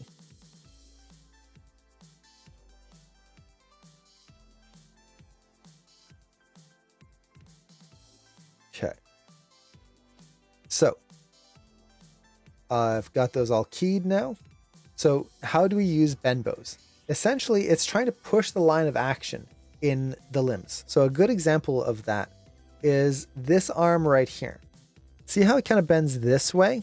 And then it's just perfectly straight right in here. That's not super appealing, is it? Especially when the arm is curling this way. So what we can do here is we can use the bend bows to help exaggerate that curve and match more of the angle that we have the camera at and just make it more appealing. And in general, bend bows you want to use very subtly. So what I'm going to do here is I'm just going to subtly bend this arm back just like that. So now you see how that flows a little bit more cleanly right through there. Now I'm also getting this kind of 90-degree bend. So this is where now I also want to look at the visual design of elements. So we're getting this 90-degree bend in the elbow. Also, we're not getting the negative space that we're seeing right in here. There's this nice little bit of negative space right in there. And it would be really nice to get that through there. We're also getting a much bigger negative space in there. But to be fair, she's wearing poofy clothes and this rig is very stick-like. She's very thin. So I'm not going to try to match it 100%. But I do feel like we could try to push this bend here, this 90-degree bend. In general, posing, you want to try and avoid straight verticals, straight horizontals, and 90-degree bends. Try to avoid all of those if you can. There will be times when that is good to have, but in general, it just kind of becomes more annoying than anything. So, one thing that is going to be a problem for me right now is I've already got the hands kind of posed on this stick. If I repose it, I'm going to have to redo it. Is that a problem? Meh, not really. I really have a few different things I can do. I could just wing it and just pose it. I could create a constraint system. That way I can pose the stick and then repose the hands after. Or I can pose the hands and then match the stick to it. Since I have the hands pretty much in a place that I like, what I'm actually going to do is I'm just going to do a quick constraint. So select the stick, then the hand, constrain parent, and then do the same thing here. Stick, then hand, constrain parent. And now I can just rotate this however I want. I want to bend this arm up a little bit more here so we don't get that 90-degree bend there. And then I can just kind of repose it. Now we're getting that negative space. So I can just kind of place this where I want. I'm looking at the angle of this arm here, trying to find out what feels more appealing. I kind of like it up a little higher because it enhances that negative space. Let's look at this from all angles. What happens if I bring it back further this way? I think that's okay. This arm's a little stretched, but I'll be able to fix that afterwards. So we get that negative space. I feel like it's going a little too low here. So I'm going to just try bringing it back over here and then back this way. So it's a little bit flatter right there. And that feels a little bit better. We're reducing that negative space in here. We've still got that negative space there. And the pose doesn't feel too bad from this view here. Okay, cool. Now, with that out of the way, I can just take these two hands, set a key on them so that they are now in that new position. And I can delete the constraint. And to delete the constraint, let's see. I don't usually delete constraints this way. Remove target. Yeah, it's more of a pain. So to delete the constraint, I'm just going to select the hand, find the hand in the outliner, and delete that constraint that I added right in there. There we go. So same thing here. Find the hand, open it up, delete the constraint. There we go. So that just made it a little bit faster for me instead of having to try and move everything all at the same time, all the time. Now I can reposition things and refine things. Okay. So something like that. The other hand, let's just bring that up a little bit so we get that slight bend. Okay. So we've got that. I think that's a good angle there. The arm bend bow is working there. Now, this is something I always look for in the poses. Oops. And I should make sure to lock my camera. Is the way the wrist lines up into the hand right here. See how there's, I'm going to exaggerate it, this lump. Essentially like that. That's kind of bending weirdly into that wrist. Our wrists tend to kind of go in. So if you had your angle of the hand this way, the bend of the arm is going to kind of flow in like that and not do this kind of bend this way in and get that weird line right in there. You're going to get a little bit more of a flow. Now, is that always the case? No, not always. In this case, I definitely don't want that kind of weird hump in there. So I'm just going to take this and bring it in a little bit. Now you might notice we're getting some kind of distortion in the arm here. That's normal, especially when you start rotating wrists and whatnot. At this stage in my posing, I would probably want to raise my rig's quality to be at a higher resolution. That way I can better see the shapes that I'm creating there.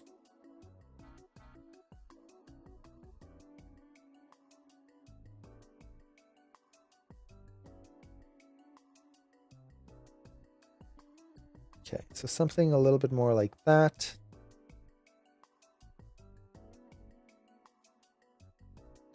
Okay. So we've got that line right in there. Let's push the line of action of the legs by pushing the bend bows here. And I essentially just want to kind of push that shape of the hip right in there a little bit and get that nice curve kind of flowing through here. So in general, when you're posing the leg, you don't have to push it very far, but a general rule is that the back of the leg tends to be flatter than the front of the leg on the upper leg. And then the bottom leg, the front tends to be flatter than the back. And part of that is because on the front here, you have your giant quadricep muscles. It's some of the biggest muscles on the body. And then on the back leg, you have, or the lower leg, you have your calf muscles down there.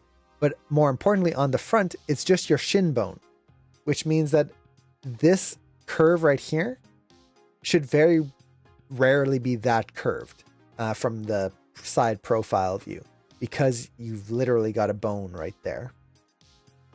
So I'm going to want to shape this. And what I don't want is to push this like out here and have a curve like that. That's going to be weird. Vice versa. I don't want to go too far this way and start to curve it back like that, because once again, we've lost that bone in that lower leg. So I can push it a little bit to help shape that kind of curve and dynamic line, but I want to be very careful with it. Same thing here. I can take that and I'm going to try to push a little bit of that flow down into that lower leg here to avoid that kind of sharp bend. But I'm going to try to do it in a way that keeps that front of the leg a little kind of straight-ish right here and accentuates the bend on the back half. Just a little bit there. And then let's take this. This one we're not going to see too much because of the camera angle, but I can push it just a little bit more. Something like that. Okay. So this arm, we don't really need to push anything too much. If I wanted to, I could maybe push that bend bow a little bit more. this way and then kind of curve it in this way. Get a little bit more S shape in there. Let's see. Do I like that?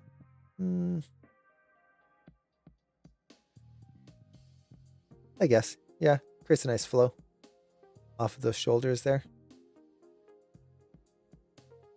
Okay. So we've got that in place.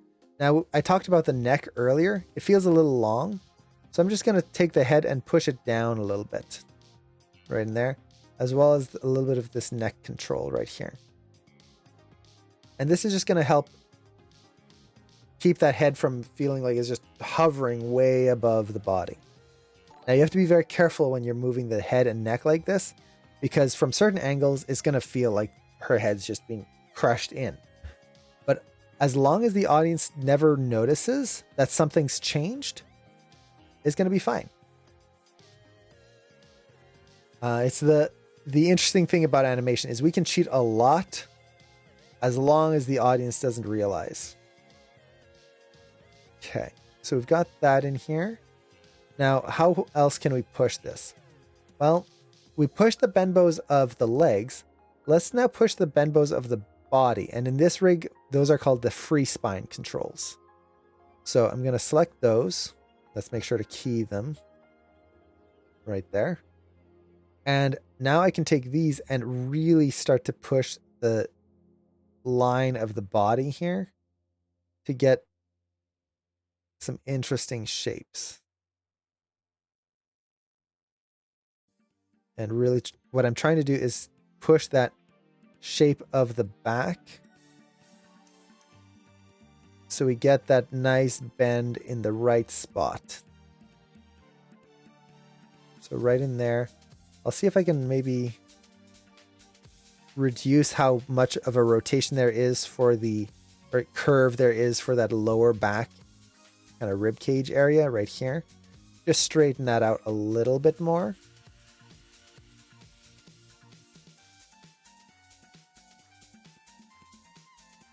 I don't want to curve it too much like this. Now you see I've lost that bend. It's just a general curve. No, it needs to have that bend in there. In this case, if this was a different project, depending on what the style guide is on the project, you might tone it down a little bit more or increase it a little bit more. We want to increase it in this case. So we've got something like that. At this point, let's also refine our hand pose.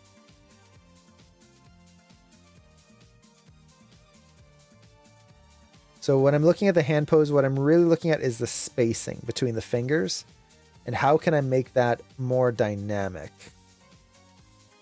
Also the negative space. So see how we're getting a little bit, this is what I would typically call a hot spot, where you get that little gap in the negative space there. Is it bad? Yeah, not terribly. But ideally, if I could hide that a little bit and reduce that, either by, for example, rotating the finger around a little bit more like that, or bringing this other finger up slightly, it can help to just reduce that kind of weird negative space. Or I try to increase it so that it's not just a tiny little gap, but make it a little bit bigger so it's actually part of the design. Essentially, you want to avoid the tiny, tiny little gaps.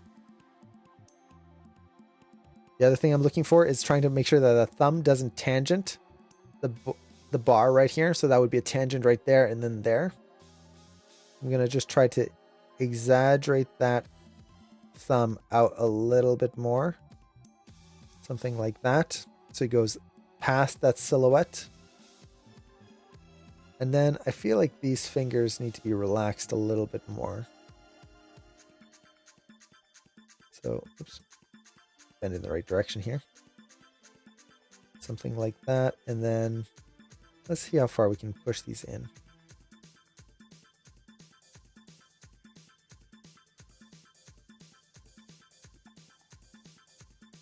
think maybe a little bit more like that.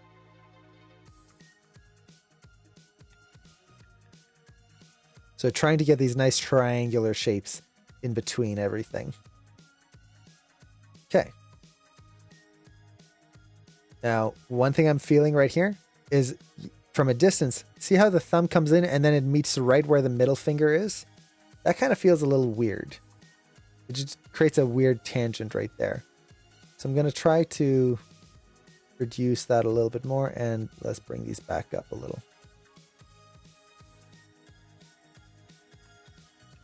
There's a lot of back and forth with hand poses. And that's fine. It's totally normal. That's a little bit better.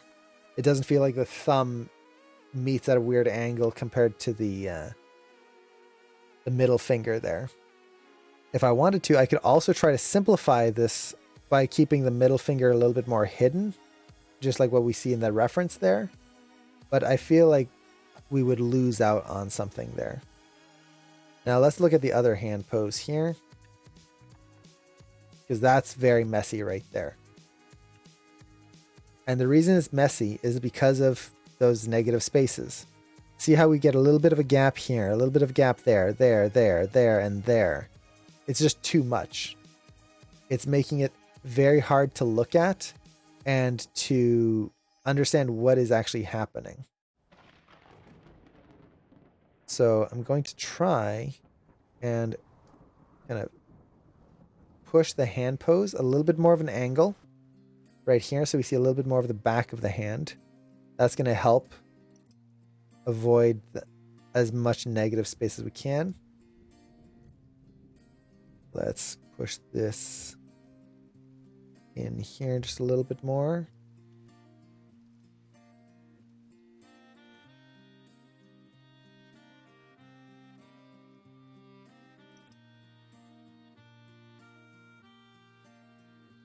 Now, I'm trying to rotate it this way, kind of towards us, to remove that negative space here in the wrist as much as possible.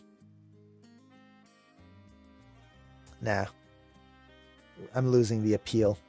So in trying to get rid of that negative space, I was just losing the appeal of the hand. To be fair, once again, she's wearing big poofy sleeves, so it's not something I need to try and capture exactly.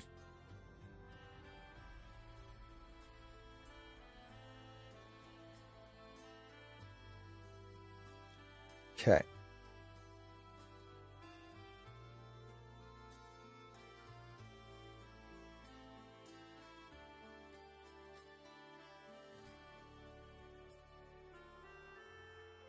Just trying to push it so that the thumb isn't cutting in a weird way.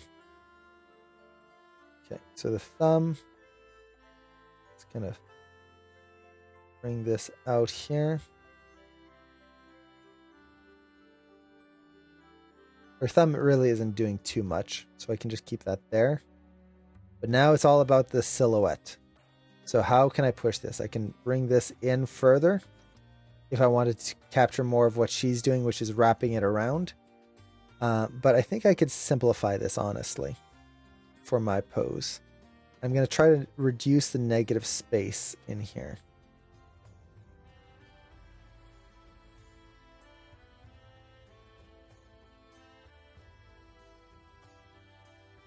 Okay, so we've got that.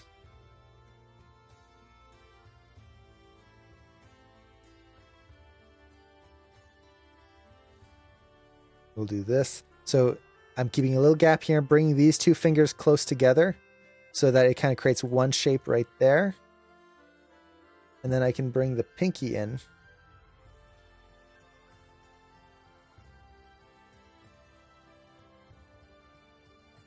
Through here, just to get that extra little bit of a shape in there.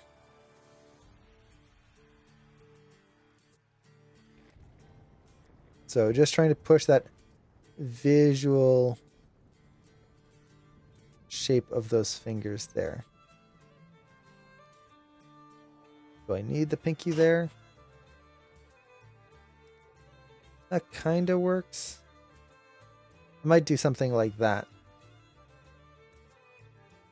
just to kind of keep that nice and simple form right in there.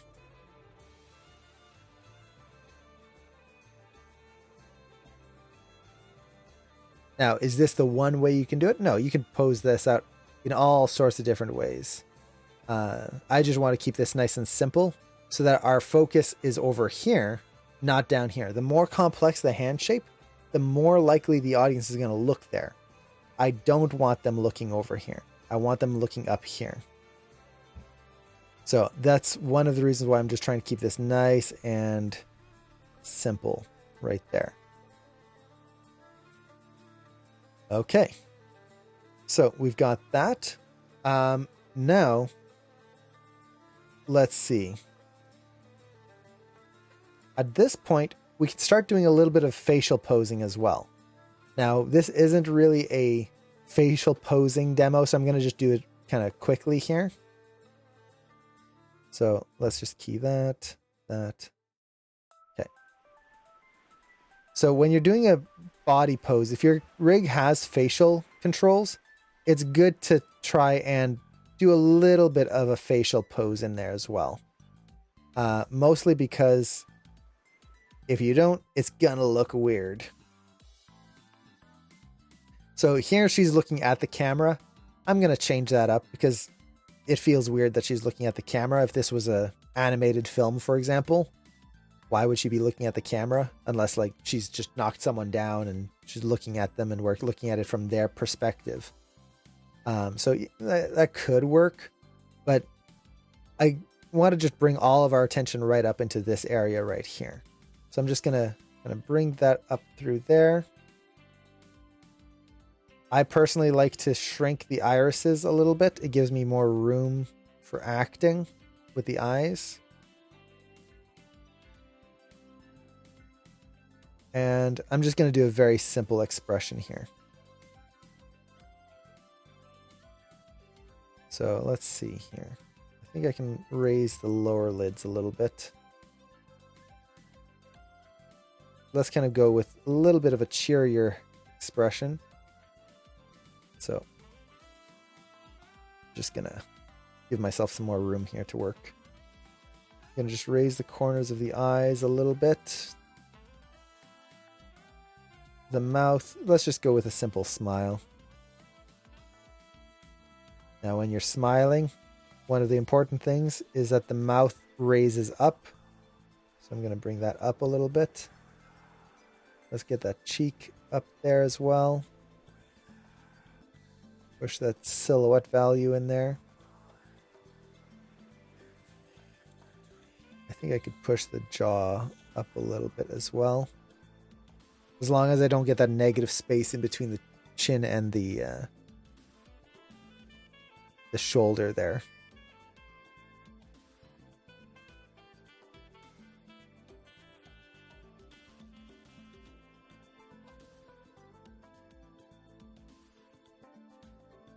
And let's just do a quick, simple brow expression.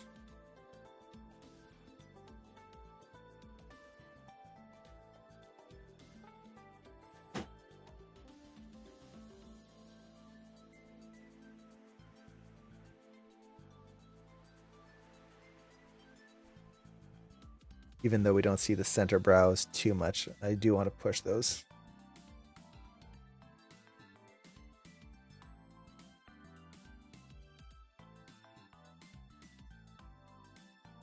There you go. Just kind of a relaxed pose. Now, when you do smile, your lips curl in. So that's very important. They essentially thin out. So I would want to push that in there a little bit. Maybe add a little curl to the mouth there. Just to get some shaping in there. Now she's looking a little tired from this angle. So if I zoom in here, that's because of the bag under the eye right there. So I'm just going to bring that up. And now we get that cheek pressing up over the eye. That's going to make her feel a lot more happy, especially from this lower angle.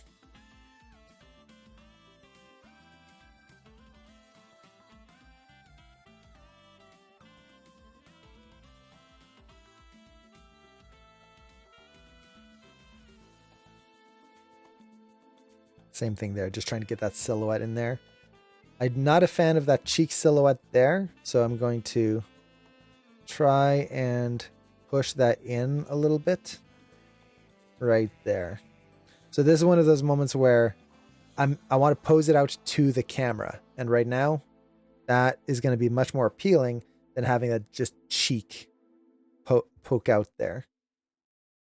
I could even push the silhouette of the lips if I wanted to by pulling these out just a little bit, so we get that kind of break in the lips right there from a distance.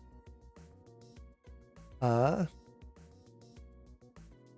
think I pushed that cheek a little too high.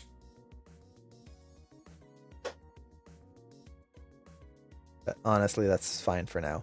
This is supposed to be a quick facial pass. The other thing that'll help is if I turn on the hair controls, just bring this down. So just doing a quick hair pass.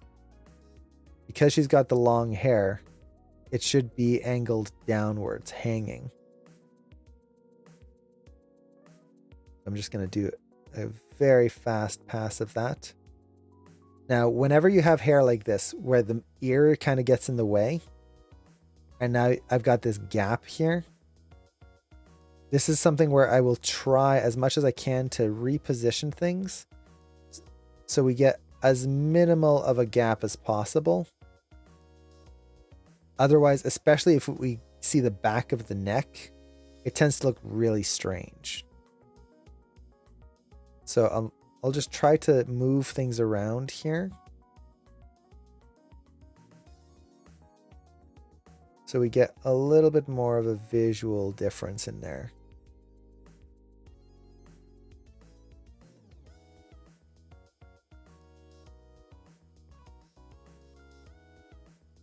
And then just trying to break up the lines of the hair right there.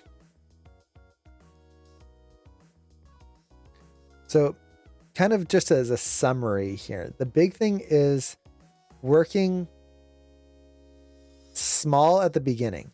And when I say, I should say working large at the beginning. Let's kind of keep the terminology consistent. So I worked large at the beginning in the sense that I was only focused on the large shapes. I didn't care about all the tiny little things. I didn't care about trying to get all the different fingers and tiny little details. That was not important to me. What was important was getting the overall pose and idea first. From there, once I had that, I could go in and keep refining and refining and refining until now we're getting into just the little details with the hair and all of those little things. Now, something you'll notice here is I'm just trying to simplify the silhouette of the hair here. Instead of having all these different little strands, I can just kind of pull this around and simplify that. The other thing I could do if I wanted to is I could create a new strand of hair that kind of helps block that inner part right there. I'm not going to worry too much about that, honestly. As long as I kind of minimize that shape. And again, don't go with a rectangular shape here. See here? How it's just this straight rectangular shape. That's not going to be interesting. Instead, we want to go for more of a triangular shape if we can. So, something like this.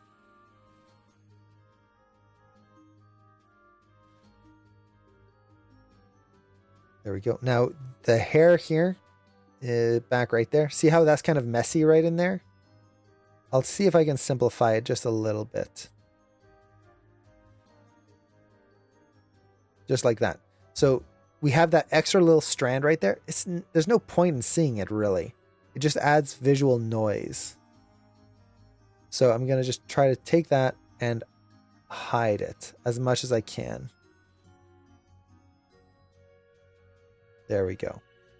Nice and clean. Now I'm getting a tangent here. See how that corner of the hair meets up right at the edge of the hair there? I'm going to try to offset that as well a little bit. The joy of tangents. They'll always be there. So something more like this. Now, I don't want a tangent between this line and this line as much as I can, so try to offset that so it's a little bit more of a triangular wedge again. So there we go. So now we've got the hair in place there. Let's see. What am I missing? I think that's a good chunk of it. Let's compare. So you can see we're dealing with a ton of controls on this rig. There's a lot of different things that we're having to pose out here. But we built it up slowly, so we weren't dealing with all of it right from the start. If we're doing that, that's going to be a huge pain. So if we look at the start, once again, this is where we started, which was just a very basic, straight, boring pose. Nothing to it. It's really not that far off from the T pose right in there. Not interesting. It's boring. And unfortunately, like I've said before, this is what I tend to see with a lot of student work. Now, when I say unfortunately, what I mean is it's not as pushed as it could be. It's stopping right before the good stuff, the stuff that's really going to make your poses stand out. It's stopping before we take that next step. So try not to stop when you're posing your characters, when you're posing your animations at this stage. Because if you start building everything else off of that, it's not going to really turn out. So from there, we pushed the weight of the character, pushed the line of action, tried to push a little bit more of the visual contrast in the character. But even then, you can see that the head feels very tall and high. The back feels very flat. And it has this feeling of a character that's just being tilted. So essentially just taking the default pose here and just going boonk like that. And the spine is still perfectly straight. There's nothing that's changed in the spine. It's just straight. That's not interesting. That's not dynamic. So from there, it's better, but it's not really where it should be. From there, we push it even more. But at this stage, now we're missing the visual design elements. So for example, the negative space back here is huge. We're getting no negative space between the hand and the staff or the cane here. I'd have to add the cane head in there, but yeah, that's for another time.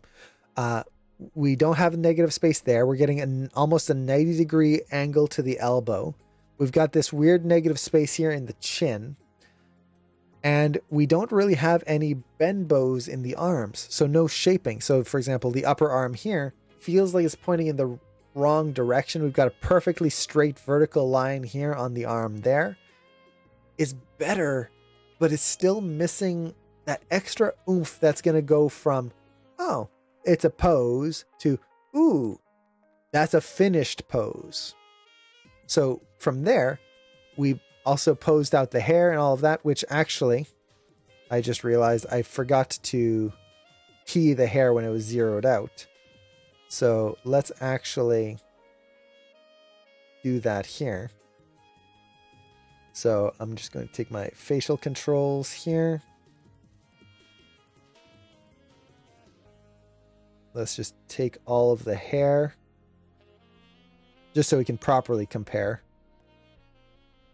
I think that's all the hair. Zero that out. And actually, let's make sure I key it here first and then zero it out. Okay. So yeah, you can see the hair is just very stiff. Okay.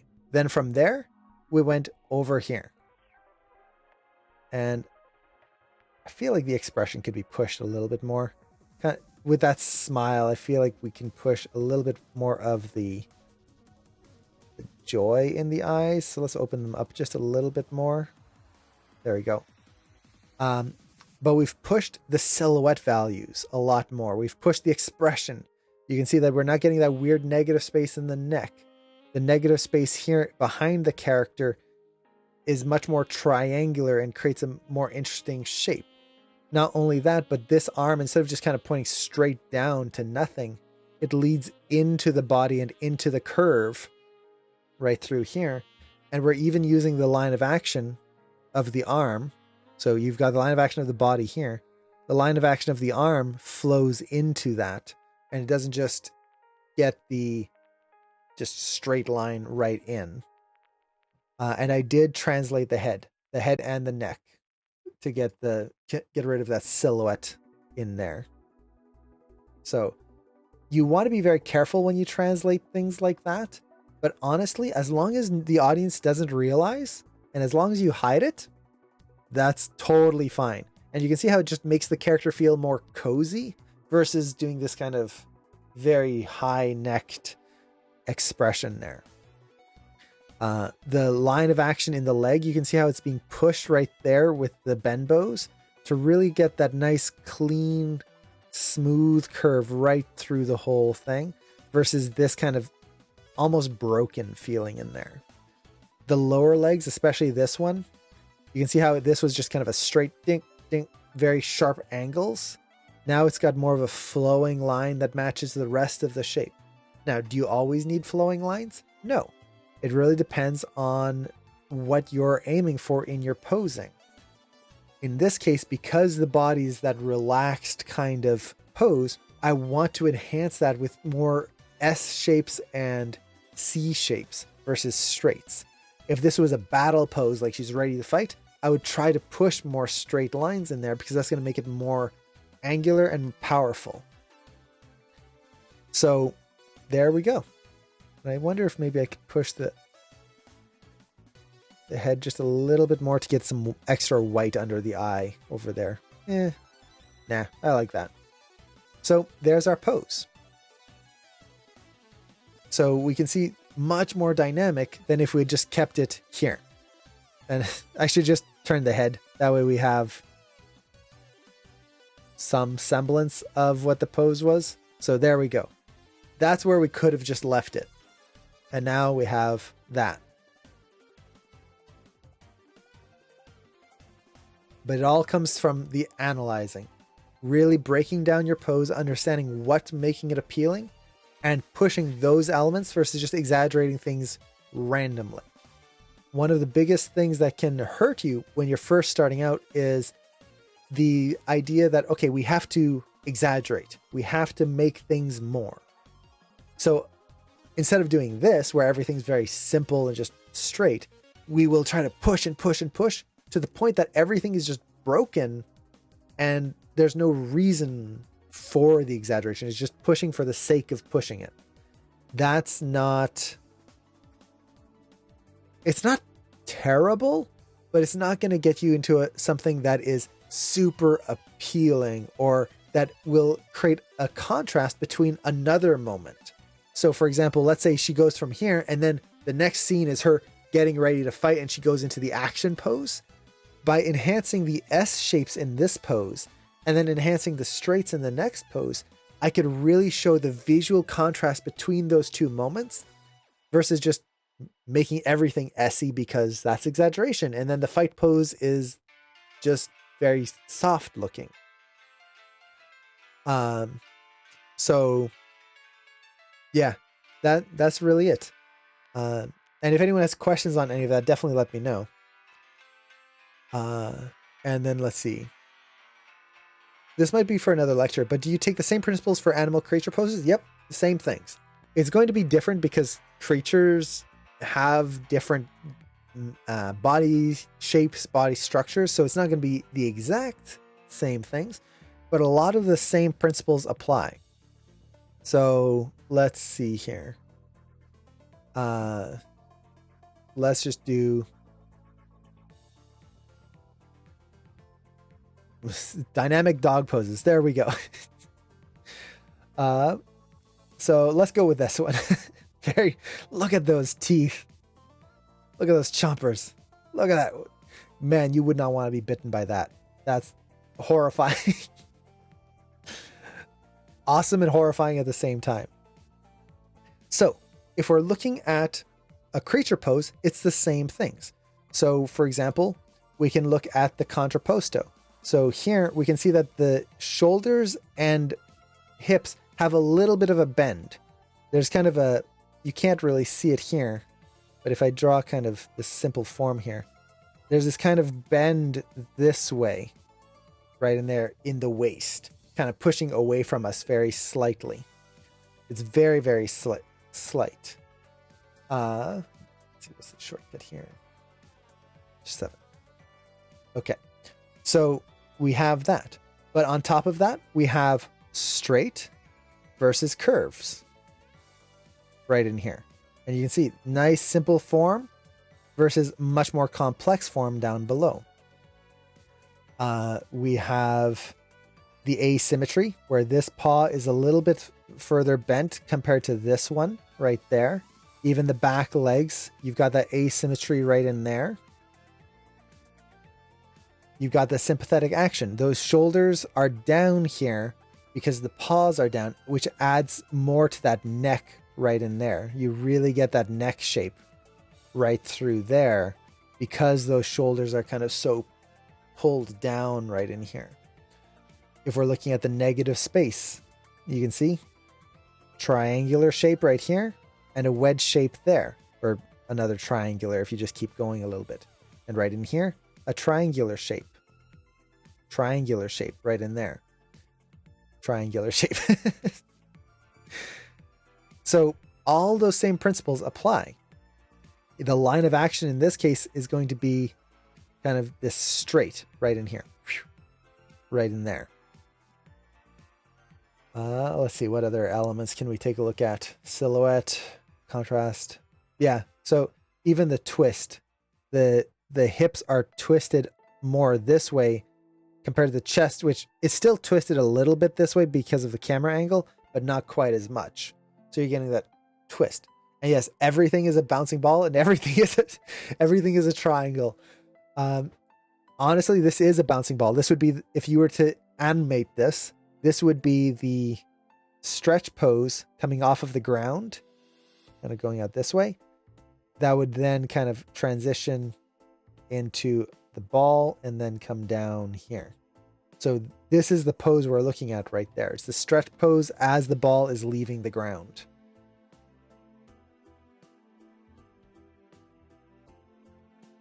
So right there.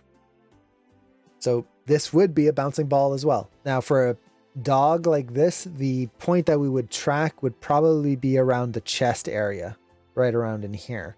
That would be the ball point, and everything else rotates around there. Even the tail has this nice kind of flow into the body here. It's not just kind of sticking straight out like that. So yeah, all of these same principles apply to anything that you're animating, honestly. It could be a dog, it could be a person, it could be a prop. And if we just look at any of this one here as well, the same thing. Nice line of action going through. It's going from head all the way down to the toe right here. You've got all those same principles here. So this is the simple side right there. This is the slightly more complex side right in here. So yeah, hopefully all of that made sense. Hopefully that was helpful as well. Once again, if anyone has any questions on any of that, definitely let me know. Let's see. I tend to block out good poses and lose them as soon as I start splining and offsetting things. Any advice? Ooh, that is actually a very good question. So there's two ways to approach this. Well, there's multiple ways, but there's two ways that I tend to try and approach this. The first one is, as much as I can, when I block out my poses, I try not to offset things too much. Maybe it's going to be small things like fingers or like a little bit of an elbow on one frame or something like that. But in general, I try to keep all my poses pretty close together and I break things down a lot. So when I'm animating, I will tend to add a breakdown every 2 to 4 frames before I go into splining. And this way, regardless of my offsets, the poses should hold pretty close to what I had without distorting too much. So it's making sure that I'm doing more work and not letting Maya or whichever animation program you're using kind of get in the way of that. Now, the problem with that workflow is that it adds a lot of keys and it's kind of annoying. So the other workflow that I will tend to use is more of a layered workflow where I will just kind of go through, animate things quickly, offset curves when I need them, all of that. But like you mentioned, you kind of lose your poses when you do that, and things kind of just look okay. So once I have my animation in place, at least roughly, I try not to wait too long, I'll just do a quick posing pass where I find my key moments in my shot and just push those poses. So my animation is still existing and I'm just pushing those poses, making them more appealing, and then matching my animation into those poses, if that makes sense. So it's kind of doing it a little bit backwards, where you focus more on getting the appeal of movement and then just refining your poses whenever they're holding or whenever you have a key, versus getting the good poses first and then adding the animation to it afterwards. So those are the two main ways that I approach it. And it really just depends on what kind of shot I'm doing. So for example, if I'm doing more of an acting shot, I'll usually do more of the pose to pose kind of method. So where I get my poses in first. If I'm doing a creature shot, I like to work in a layered method, which means that I'll only animate the chest and the head first, not the back legs. Then I'll add the front legs. So it's now chest, head, front legs going through the whole shot. Then I'll add the back legs. Then I'll add back hip. Then I'll add the legs. So you're just working in pieces, which is great because it allows you to just quickly make sure that your animation is in place and your character is moving correctly. But you can have poses that are not the most dynamic because you're just doing one part at a time. So when I'm doing that, I will then at some point do a posing pass where I just look at my key moments. Like maybe the dog is jumping, like what we saw in that picture where the dog is jumping up about to bite the frisbee. And it's like, okay, I've got that pose. How can I make that even better? And just apply all of those principles and then adjust the animation around that. I hope that makes sense. The big thing is that we have to think about it because Maya or whatever program we're using, it's not going to care. It's not going to care about those animation principles. It's not going to care about making things look dynamic and interesting. It's just going to try and get it to be there. It's just going to move it.